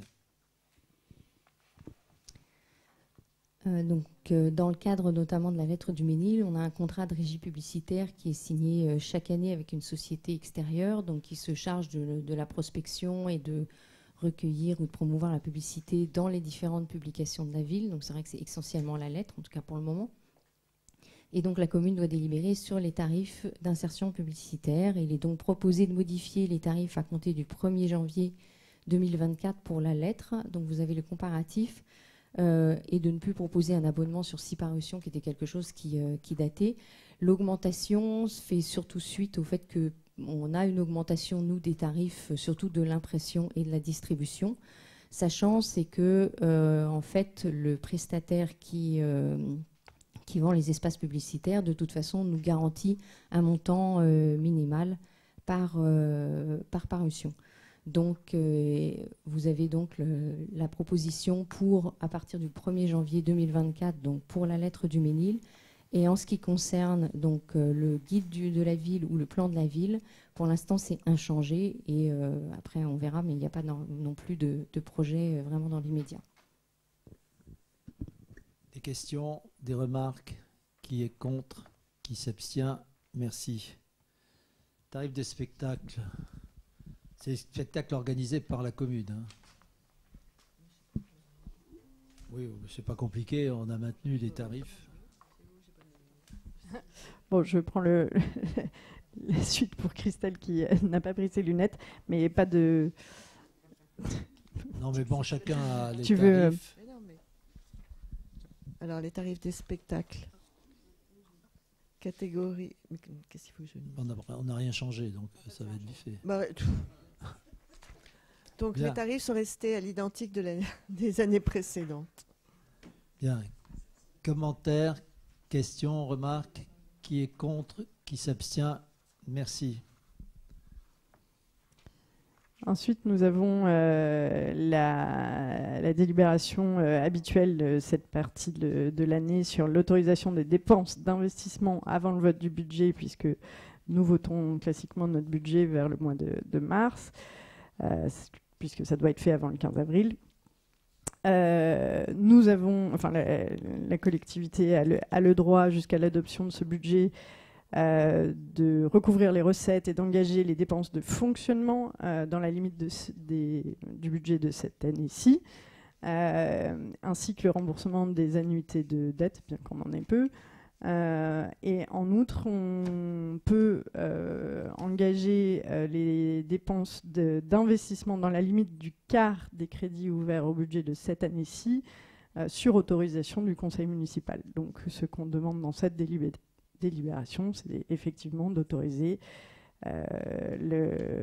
les montants que vous avez dans la délibération, soit 25% des crédits votés et ouverts cette année en 2023. Des questions? Qui est contre? Qui s'abstient? Une abstention, 2 contre. Je vous remercie. Montant des attributions de compensation. Ensuite, les montants des attributions de compensation. Donc l'attribution de compensation, pour rappel, c'est le montant que nous verse l'AGLO en recettes. Nous devons, pour cette délibération, approuver le montant définitif de l'année 2023 qui correspond exactement à l'attribution, à la provision, pardon, qu'on avait votée l'année dernière, soit 1 263 313 €. Et d'autre part, de décider de maintenir ce même montant en provision pour l'année prochaine, 2024. Je me suis posé la question de savoir ce qui se passerait si on disait non. Mais je vous pose la question, qui est contre? Qui s'abstient? Je vous remercie, puisque l'AGLO a voté déjà. Bien. Ensuite, la décision modificative numéro 3, donc les décisions modificatives, elles ont pour objet d'ajuster les prévisions qu'on avait inscrites au budget primitif de 2023. Donc en fonction de l'utilisation des crédits budgétaires, parfois on a des nouveaux besoins en cours d'année. Cette décision modificative a 3 petites modifications à apporter de façon à pouvoir mettre en œuvre les dépenses de fonctionnement et d'investissement pour la fin du budget. En fonctionnement, nous avons besoin d'augmenter le chapitre, le compte 673, qui sont des titres annulés sur exercice antérieur de 4 150 €, de façon à annuler un doublon de titres de notre annonceur dont on parlait juste avant, et de pouvoir encaisser ces produits exceptionnels de 4 150 €. Sur ce point, je pense qu'il n'y a pas beaucoup de débat. Ensuite, sur le deuxième point, on a, en fait, puisque là, on va passer sur la nouvelle norme comptable qui est déjà appliquée dans les régions, par exemple, la M57. Cette norme, elle prévoit qu'on doit passer des provisions pour créances douteuses. Donc quand on a des montants qui ne nous sont pas payés, qui ont des difficultés de recouvrement, le comptable demande qu'on mette en place un taux de dépréciation de 15% pour les créances de plus de 2 ans. Donc pour 2023, le montant de cette provision constituée de cette façon s'élève à 1 668 €. Et donc on propose de passer cette dotation aux provisions pour les créances douteuses. Et en contrepartie, de réduire le budget alloué à le compte pour les petits équipements qui était un peu large. Donc, ça doit être voté parce que c'est un changement de chapitre, donc on doit le soumettre au Conseil. Je vous laisserai poser les questions en fin de... J'expose le troisième et dernier point, qui est, et on en parlait tout à l'heure, qu'on a pris des parts dans Citalia, qui est le bureau d'études qui est mis en place par le département Hauts-de-Seine et Yvelines.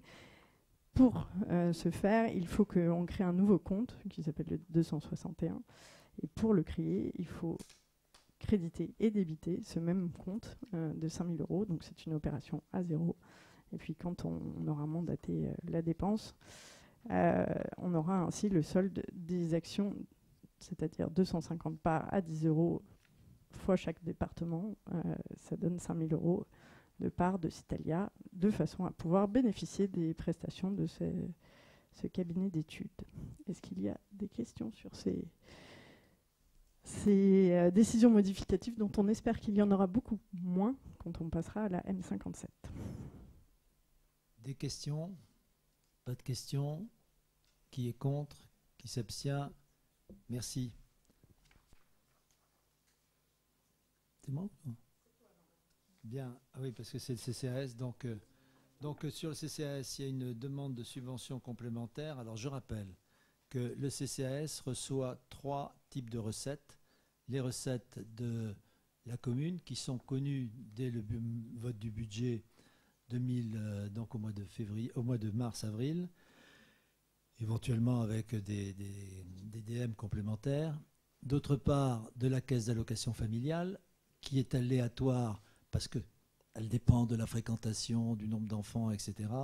Et surtout des modalités de versement qui se font en cours d'année et ou en début d'année suivante, N+1. Et enfin, de la subvention, de la participation des parents, qui elle aussi dépend non seulement du nombre d'enfants, mais également de la date de paiement. En général, bien entendu, la subvention commune est versée. Les autres ne sont pas versés à la date voulue avant la clôture des comptes. Par ailleurs, en face, vous avez les dépenses. Les dépenses, alors j'ai relevé au moment où on avait établi la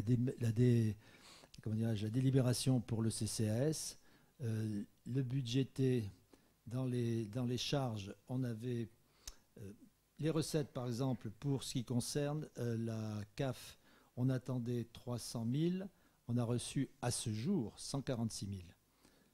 Ça ne veut pas dire qu'on n'aura pas la différence, ça veut dire qu'on ne l'a pas à ce jour. De la même manière, pour la partie des parents, on avait budgété 240. À la date, les titres reçus représentaient 162 945. Et la subvention communale, elle, était versée. Ce qui veut dire qu'aujourd'hui, par rapport au budget, la plupart des dépenses ont été engagées. Par contre, les recettes ne sont pas toutes reçues.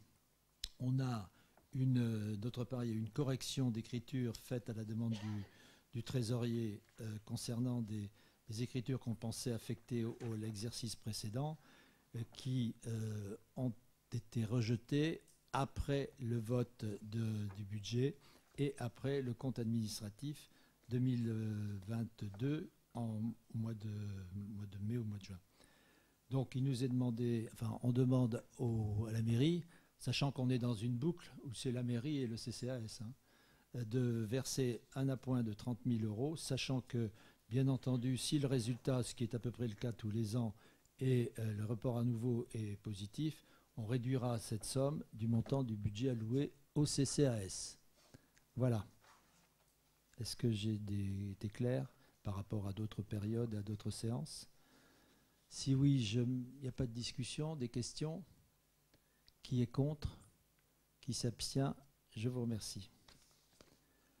Ah, monsieur le maire, ce n'est pas mon bureau, mais le bureau du maire, c'est celui qui est derrière, qui n'apparaît pas dans l'inventaire, mais qui est là depuis encombrant. Donc, je demande au conseil l'autorisation de pouvoir le céder.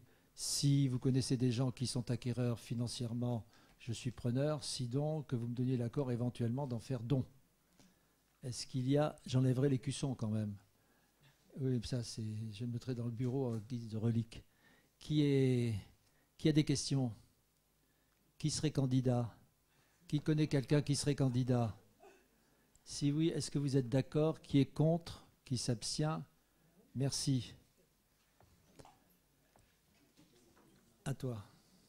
Ensuite, on a la délibération qui est le pendant de celle de la ville pour le budget assainissement qui est toujours séparé tant que l'agglo n'a pas repris, pour autoriser les dépenses d'investissement toujours dans la limite de 25% du budget de cette année avant le vote du budget primitif 2024. Donc pour 162 500 € maximum jusqu'au vote du budget. Question. Qui est contre? Qui s'abstient? Je vous remercie. Ensuite, je passe. Marc, tu es contre ou tu t'abstiens? Bon, je passe la parole à Aline. Alors, fusion des écoles maternelles et élémentaires Claude Lassalle pour la rentrée 2024-25. L'éducation nationale a proposé de regrouper l'école maternelle qui comprend 2 classes aujourd'hui et l'école élémentaire du Claude Lassalle qui en comprend 3 pour la rentrée 2024, septembre 2024. Et ce projet, en fait, a émergé à la faveur du départ à la retraite de la directrice de la maternelle à la fin de l'année scolaire. Et donc, il y a un avis favorable qui a été donné en conseil d'école commun qui a eu lieu le 10 novembre et qui regroupait à la fois donc, les représentants des parents d'élèves et l'intégralité des enseignants des 2 écoles concernées. Donc, à la demande et puis en concertation donc, avec la direction évidemment des services de l'éducation nationale, il est donc proposé de fusionner à compter de la rentrée scolaire 2024-2025 l'école maternelle et l'école élémentaire avec une seule direction. Aujourd'hui, en fait, en termes d'effectifs prévisionnels, donc pour la rentrée 2024, on serait à 118 élèves, donc 49 élèves de maternelle, 69 en élémentaire. Aujourd'hui, on est à 47 en maternelle et 67 en élémentaire. Et donc, au niveau du conseil d'école, dont on a eu le PV, c'était l'avis était favorable, seule restriction étant bien sûr le maintien des enseignants en place aujourd'hui et le nombre de classes qui pour l'instant ne devrait pas poser de problème. Il est donc proposé au conseil municipal d'approuver la fusion de l'école maternelle et de l'école élémentaire Claude Lassalle en une seule entité administrative pour la rentrée 2024-2025 et de préciser que l'école serait désormais appelée école primaire Claude Lassalle. Bon, vous savez qu'effectivement, l'éducation nationale cherche à regrouper les groupes scolaires pour avoir un seul directeur sur la fois élémentaire et maternelle, ne serait-ce que pour permettre au directeur d'avoir un temps de décharge administrative plus conséquent que lorsqu'il a 2 classes, c'est 0, 3, je ne sais pas s'il a une demi-journée par quinzaine, là il aurait un peu plus. Bon, est-ce qu'il y a des questions? J'espère bien sûr que Madame la directrice sera remplacée par un enseignant, puisque la condition, encore une fois, c'est que nous souhaitons qu'il y ait 5 classes de maintenu, puisque les effectifs sont là. Mais les aléas, c'est que, je rappelle, on n'a pas parlé de cela en urbanisme quand même, mais que la population du Ménil reste étale, voire en deçà du recensement précédent. Prenez les chiffres, et que par ailleurs, il y a un vieillissement qui fait qu'on a moins en moins d'enfants en maternelle ou en élémentaire, mais qu'on les retrouve plutôt au lycée, au collège. Question? Pas de questions? Qui est contre? Qui s'abstient? Merci. Encore. modification du règlement intérieur des activités périscolaires et extrascolaires. Tous les ans, au conseil municipal de juin, nous votons les règlements intérieurs qui régissent le règlement intérieur qui régit les activités périscolaires et extrascolaires, y compris en fait les conditions de réservation. Et là, afin de pouvoir apporter un peu plus de souplesse dans les délais d'inscription pour les enfants aux différentes activités, c'est-à-dire garderie, études surveillées et centres de loisirs, il est proposé donc quelques modifications. Et ces modifications portent uniquement sur une réduction des délais de réservation pour les activités, qui est quelque chose qui est souvent une demande des familles, et tout en respectant bien sûr les temps administratifs nécessaires, parce que notamment on a quelques obligations en termes de réservation de repas. Donc il est demandé au conseil municipal de se prononcer sur les modifications apportées au règlement intérieur, sachant que donc vous avez le règlement intérieur en document joint et que les modifications sont les modifications qui sont indiquées en rouge. Des questions? Alors ça a été vu, bien sûr, toutes ces délibres ont été vues par les commissions ad hoc, ici la commission scolaire. Des questions? Pas de questions? Qui est contre? Qui s'abstient? Merci. Alors, participation de la commune aux classes de découverte, ça c'est un serpent de mer.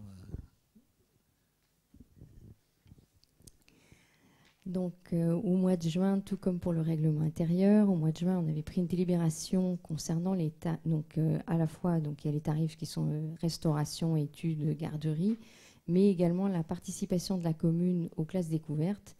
Et alors afin d'éviter une interprétation différente en fonction des écoles, qu'il s'agisse du nombre de nuitées qui sont prises en charge par la commune, donc il est important de pouvoir clarifier le mode de fonctionnement. Et c'est pour ça qu'on a proposé donc une modification. Donc vous avez le tableau initial, donc classe découverte, et le tableau proposé, donc classe découverte, mais également en précisant qu'il fallait que ce soit un projet qui soit validé par l'Éducation nationale et en indiquant qu'il s'agissait un nombre de nuits et en mettant également un point supplémentaire pour une journée qui correspondrait à une sortie devoir de mémoire. Donc le conseil municipal est invité à délibérer sur la participation de la commune au projet de classe découverte et sortie devoir de mémoire, sachant que c'est à partir de janvier jusqu'au mois de juin. Des questions? Pas de questions. Je mets aux voix qui est contre, qui s'abstient. Merci.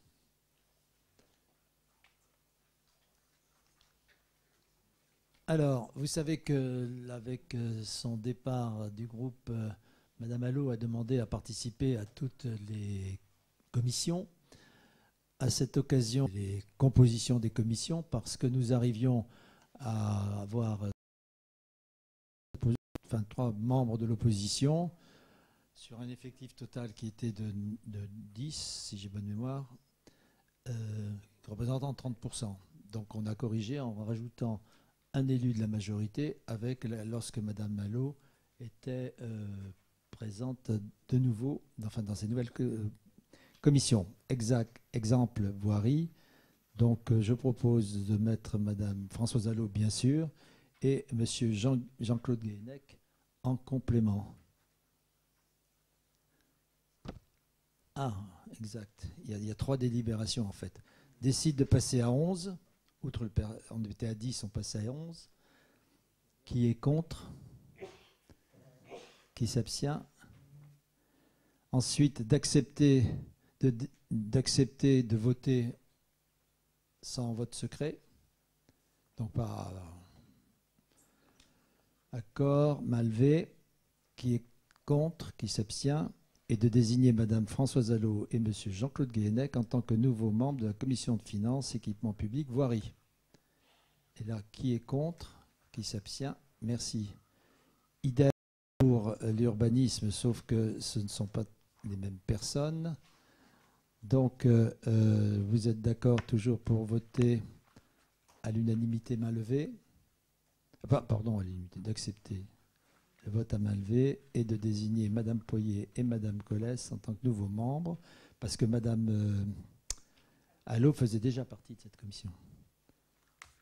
Qui est contre? Qui s'abstient? Merci. Commission développement durable, même démarche. Mme Allo est déjà membre. Donc désigner Mme Billet et Madame Gandhi comme membres de la commission. Vote à l'unanimité, vote à main levée, décidément. D'accord. Ensuite, qui est contre? Qui s'abstient? Merci. Commission enfance-jeunesse, même chose. Madame Allo n'étant pas membre, donc serait membre, et Madame Gandhi compléterait la liste en représentant la majorité. Accord pour main levée. Accord sur la désignation qui est des personnes, qui est contre, qui s'abstient. Merci. Ensuite, bien, en fait, rue des Acacias, on se réveille, pardonnez-moi, mais il y a eu un permis de construire, comme vous l'avez vu, qui a été accordé en 1970. Et sans doute qu'à l'époque, on a fait l'alignement automatique, puisqu'il était convenu dans l'acte notarié qu'il y aurait un alignement, que le propriétaire céderait pour l'euro symbolique. À l'époque, c'était 1 franc. Et aujourd'hui, il veut régulariser enfin la cession à la commune. Ça ne fera pas la fortune du notaire, mais ça permettra une vente sans difficulté. Donc, je vous demande votre accord. Vous avez le nombre des parcelles, 3 parcelles, une de 15 mètres. C'était des petits bouts, puisqu'on retrouvait les bandes de terrain. 15 mètres, 63 mètres carrés, pardon, 14 mètres carrés. Enfin, 3 parcelles. S'il n'y a pas de... Vous voulez qu'on fasse circuler? Vous avez le document. Bon, qui est contre? Qui s'abstient? Merci. Opération suivante, prime exceptionnelle de pouvoir d'achat. Je vous rappelle que l'État a décidé d'accorder aux agents publics de la fonction publique nationale, l'État, la fonction publique hospitalière, une prime de pouvoir d'achat, suivant des règles que vous avez exposées dans la délibération, et que ce n'est que le 1er novembre, JO du 31 octobre, qu'a été publiée l'autorisation de procéder de la même manière pour le personnel des collectivités territoriales, donc les communes entre autres, que cette prime peut être décidée par les conseils jusqu'au mois de juin prochain et payée jusqu'au mois de juin prochain, que certaines communes n'ont pas encore décidé, mais qu'un grand nombre l'ont fait, comme sur les principales villes de l'agglo. Nous ne sommes pas la principale ville, mais nous avons pensé qu'il était normal de le faire. Et vous avez les conditions, donc les bénéficiaires, les agents contractuels de droit public, etc., titulaires et stagiaires, et les assistants maternels et familiaux, même si nous ne sommes pas concernés. Ensuite, les conditions pour remplir, pour bénéficier de la prime, les conditions d'activité, recrutement, employés rémunérés, et c'est sur la base, évidemment, du niveau de revenu brut annuel. Vous avez ensuite, je ne vais pas rentrer dans les détails, puisqu'il vous est donné les différents montants qui permettent d'obtenir une prime qui peut s'étaler de 300 à 800, qui peut être versée en une fois ou plusieurs fois. Nous avons décidé de le faire en une seule fois, qui serait, à partir du vote du budget, ça serait donc sur janvier 2024, parce qu'il est trop tard, bien entendu, pour passer le montant, et que d'après nos calculs, le montant provisionnel correspond à 27 000 euros, compte tenu des rémunérations de nos agents. Est-ce qu'il y a des questions? S'il n'y a pas de questions, qui est contre? Qui s'abstient? Merci. Paul Dauphin, à toi. Une délibération sur les... Tout à l'heure, je faisais référence aux zones d'énergie renouvelable. Donc en commission environnement, on a étudié ce qui nous avait été transmis par l'agglomération. Je rappelle juste le contexte. C'est dans le cadre de la loi APER une volonté d'accélérer la production d'énergie renouvelable. Nous, sur le territoire du Ménil, il n'y avait pas de zone pour tout ce qui est méthanisation, éolien, et on s'en réjouit. Géothermie, et c'était principalement ça les zones. En revanche, il y avait une attention sur le photovoltaïque, puisque 3 zones avaient été identifiées. Il y a un gros travail qui a été fait d'identification du potentiel photovoltaïque, et le Ménil en fait partie. Pour autant, en commission, on a jugé préférable de ne pas être volontairement, de pas être volontaire et donc de ne pas accélérer et donc de retirer, de n'avoir aucune zone, telle que vous l'avez pu le constater dans les documents joints, aucune zone qui destinée à accélérer notamment la pose de photovoltaïque, sans pour autant être opposé aux énergies renouvelables. On préfère les voir au cas par cas. Voilà. C'est un peu confus ce que je vous dis, mais la délibération est très claire. Non, je précise que quand on donne notre accord sur les propositions qui sont faites, on passe la main. Hein. On passe la main et on préférait garder la main. Donc c'est la première chose. La deuxième chose, il y a peut-être des endroits où ça paraît simple de mettre ça sur le toit des jardins du Ménil ou de Super U, etc., parce qu'ils prennent des grandes surfaces ou des immeubles. Sauf qu'après, je pense au parc du Bellois ou à autres, c'est pas aussi simple. Par contre, je constate que dans les permis de construire, on en a encore vu ce matin, les photovoltaïques apparaissent de plus en plus dans les propositions, enfin dans les demandes de travaux ou même dans les permis de construire.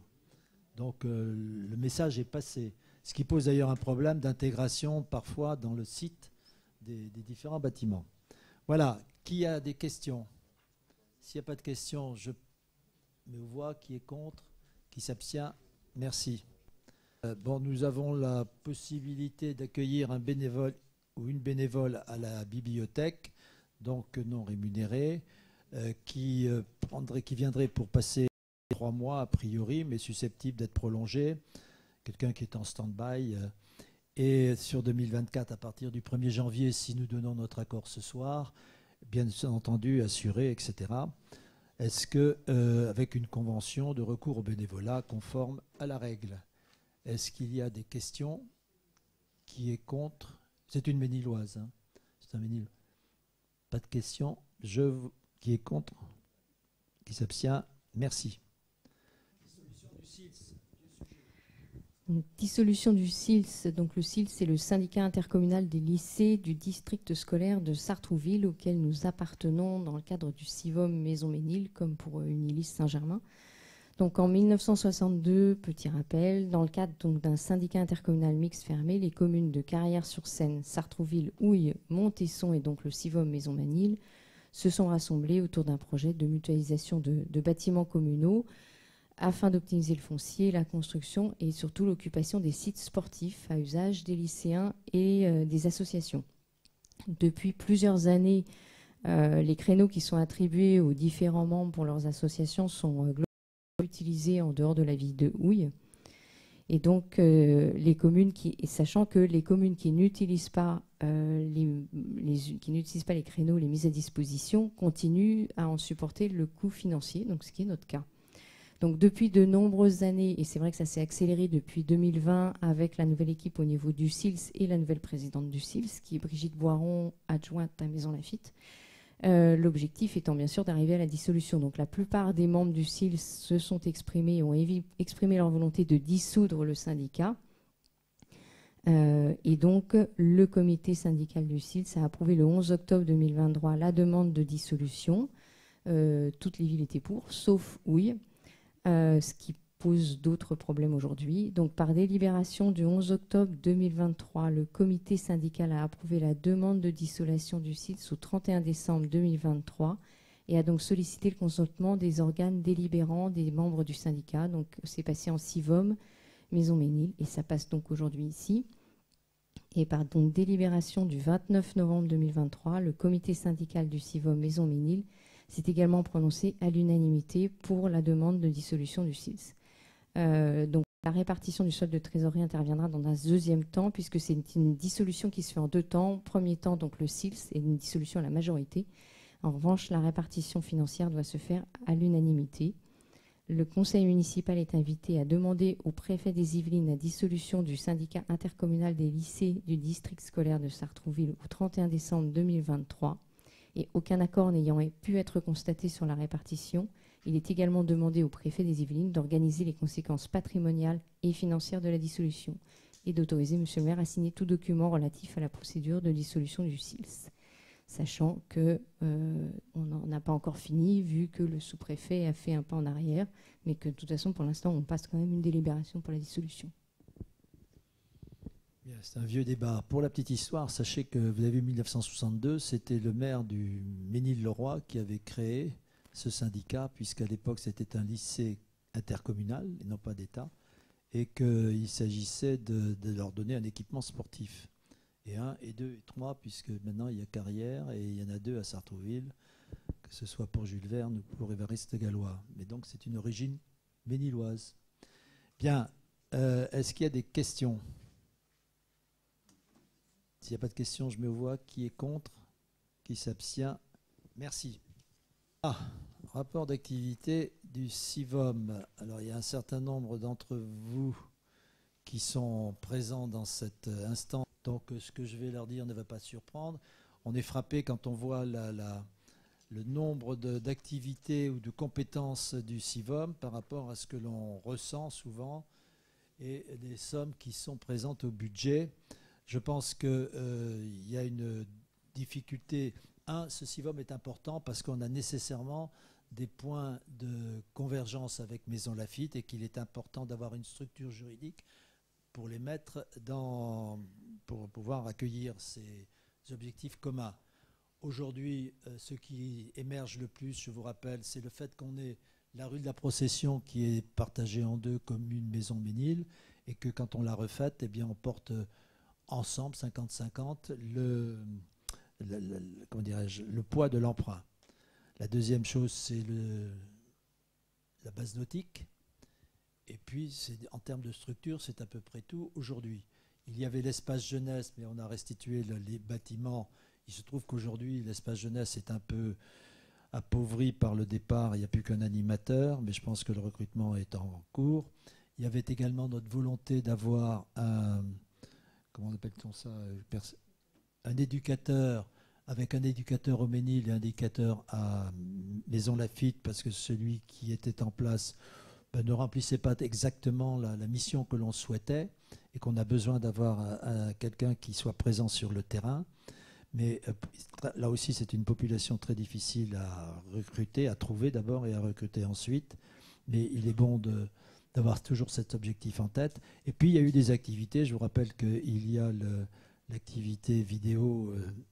Mais il est évident que quand on regarde certains points, Maison Lafitte est un peu plus privilégié, d'abord parce on est dans un ratio qui est lié à la population, et puis parce qu'il avait l'espace jeunesse sur place. Donc là, vous avez un rapport 2022 et non pas 2023. Il y a également un conseil intercommunal des jeunes, un peu chacun et sa sous-section ménilloise ou mansonienne, car auparavant les élections se faisaient dans les collèges et finalement, vu le rapport, il y avait essentiellement, ou 99% étaient des élus mansoniens. Donc maintenant, nous avons 2 équipes.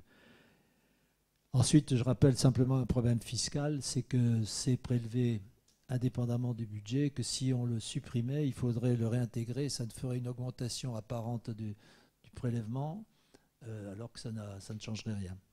Bon, je pense que vous avez... Je crois qu'il y a eu aussi un séjour en Espagne où m'a-t-on dit il y avait la moitié des Ménillois, moitié de Ménillois, paradoxalement. Mais tant mieux, hein, tant mieux.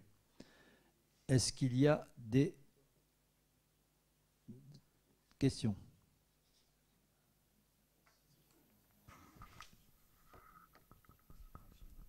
Est-ce qu'il fonctionne? Oui. Une question sur le street workout qui passe par le CIVOM, parce qu'un a été mis en place au niveau du pump track et qui permet justement aussi à des jeunes d'avoir une activité, et un autre avait été proposé dans la zone au niveau de la cité de la Sablière il y a 2 ans à peu près, pour justement des jeunes qui nous l'avaient demandé, qui aimeraient avoir un lieu pour faire des activités. Et je sais que le CIVOM entend beaucoup les jeunes, donc où est-ce qu'on en est et quand est-ce qu'il sera mis en place? Alors, je crois que le problème, c'est que les jeunes souhaitaient avoir quelque chose dans la Sablière. Dans la Sablière. Hein. Enfin, sur les terrains de la Sablière. Et la Sablière a apparemment des oppositions au sein de ses locataires. C'est-à-dire que les enfants sont différents des parents, éventuellement. J'ai d'ailleurs appris très récemment, puisque nous sommes allés sur place il n'y a pas très longtemps, avec d'ailleurs Citalia, dont on parlait tout à l'heure, et les représentants de la Sablière. Et j'ai appris qu'il il y avait des parents maintenant qui demandaient la réouverture du City Foot, qui avait été supprimé. Donc on peut espérer qu'on pourra éventuellement mettre le street workout, sauf que cette installation-là, elle serait sur un terrain privé, ce qui poserait un problème juridique. Donc il faudrait le mettre sur une parcelle communale. Oui, justement, si je peux me permettre là-dessus, il y a 2 élus, dont je tairai le nom pour ne pas les flatter, qui ont travaillé sur le sujet et qui avaient fait une projection au niveau d'un gymnase, d'un terrain, où justement il y a un certain espace avec de l'herbe au niveau du boulevard Pasteur, et la visualisation était très bien faite, et qui permettait de voir le street workout justement à ce niveau-là, et qui permettait en plus, parce que ça avait été pensé, de permettre un accès depuis la rue qui était contrôlée par une grille qui pouvait fermer en fonction des horaires, et qui ne permettait pas l'accès au stade parce qu'il y avait un grillage tout autour, donc ce qui permettait à des jeunes de pouvoir avoir une activité et s'amuser dans le haut du Ménil. Et un autre lieu avait été proposé, c'était au niveau des peupliers, qui avait été aussi suggéré. Mais les deux avaient été proposés, je crois qu'il y avait une certaine adhésion là-dessus. Et puis les jeunes qu'on avait vus là-bas aussi avaient l'air de dire qu'ils voulaient ce street workout qui est très populaire. Et puis écoutez, les jeunes, je crois que c'est plutôt bon. Bien, écoutez, je ne répondrai pas à la question parce que j'ai bien vu l'étude, hein, parce que je connais les 2 personnes qui s'en sont occupées. Bon, il y a eu le problème d'utilisation du terrain lui-même, parce que ou bien ce terrain a une vocation plus large, ou bien d'abord il faut fermer l'accès au stade lui-même, et puis ensuite il y a un problème de circulation sur ce terrain-là, avec d'autres activités qui servent aussi bien pour la brocante, pour des manifestations du centre de loisirs, et que si on marque un certain nombre d'installations sportives qui pourraient intéresser les jeunes, à un moment donné, il faut faire des choix. Moi, j'ai pas de religion, si tu permets, sur cette question-là. S'il y a des inventeurs, il faudrait peut-être le voir dans la commission jeunesse ou dans une autre commission. J'entends simplement que la brocante fait tomber nos projets. Comment ? La brocante fait tomber nos projets. Mais non, pas du tout. Pas du tout. Pas du tout. Tout est possible, la preuve. Voilà. Bon, on prend acte du rapport. Est-ce qu'il y a d'autres remarques sur le CIVOM ? On prend acte. Très bien. Ensuite, alors il faut que je retrouve mes anti-sèches. Décision prise par le maire. Vous avez toute une liste qui est reprise à la fin de la note de synthèse. Je vous rappelle que toutes ces décisions et tous les documents qui sont annexés sont consultables par tous les élus en mairie. Ce qui évite de rentrer dans les détails. Moi, j'aurais juste une question et 2 petites remarques. Juste une question, pourquoi baisser le loyer de la MSP ? Alors, on en a parlé déjà, parce qu'il y a des médecins, j'ai expliqué à plusieurs reprises que les médecins sont très contents d'être là, sauf que on leur a cédé la gestion. On n'a qu'une seule entité qui s'appelle la CISA, qui est locataire des locaux pour le compte de l'ensemble des médecins et praticiens paramédicaux. Donc, ils se partagent les charges et les loyers. Donc nous, on fixe un loyer qui a, comment dirais-je, vous l'avez vu, il est soumis aux variations annuelles, sauf que quand il y a un médecin qui s'en va, c'est un praticien qui s'en va, son loyer est réparti sur les autres, ceux qui restent. Or, la remarque a été faite que certains médecins ou certains praticiens ne voulaient pas s'installer parce que la variabilité du loyer pouvait être importante. Actuellement, il y a 2 cabinets libres. Alors, on avait convenu avec les praticiens, pour ne pas dire les médecins ou d'autres, qu'il y aurait ils exigeaient de chacun des praticiens le versement de 3 mois de loyer lorsqu'ils décidaient de partir. Ils partent le 1er juillet, ce qui est arrivé, et ils devaient, au 1er août, je crois, ils devaient 3 mois de loyer à leur charge en partant. La commune prend le relais sur 3 mois simplement, parce que la commune n'est pas chargée de trouver les praticiens. Chaque praticien, il y a une cooptation entre eux pour qu'ils fassent une équipe. Et au bout des 3 mois, ils récupèrent l'ensemble des charges, sauf si on s'accorde un trimestre de plus. Pour prendre l'exemple du médecin qui est parti au mois de 1er août, je crois, il a payé jusqu'au mois de novembre. Et au mois de novembre, il y aura, maintenant j'ai appris cette semaine, qu'il y aurait une praticienne qui arriverait en janvier, alors qui a une fonction, je crois que c'est une infirmière ou une sage-femme, qui a une fonction qui ferait des... Une sage-femme qui ferait des examens. Bon, j'en sais rien. Enfin, donc, si vous voulez, ceci pour dire que le loyer en question serait pris en charge et donc que la part manquante qui correspond à un loyer sur un local serait arrêtée pour notre part. Mais il y a quand même encore je crois qu'il y a un local de vide. Il y en avait deux, il n'y en a plus qu'un. Il y a même une demi-locale puisqu'il y avait une personne, un médecin qui partageait. Ils sont allés sur un autre centre d'accueil, mais qui trouvaient, ils étaient plus chers, mais eux ont un loyer stable.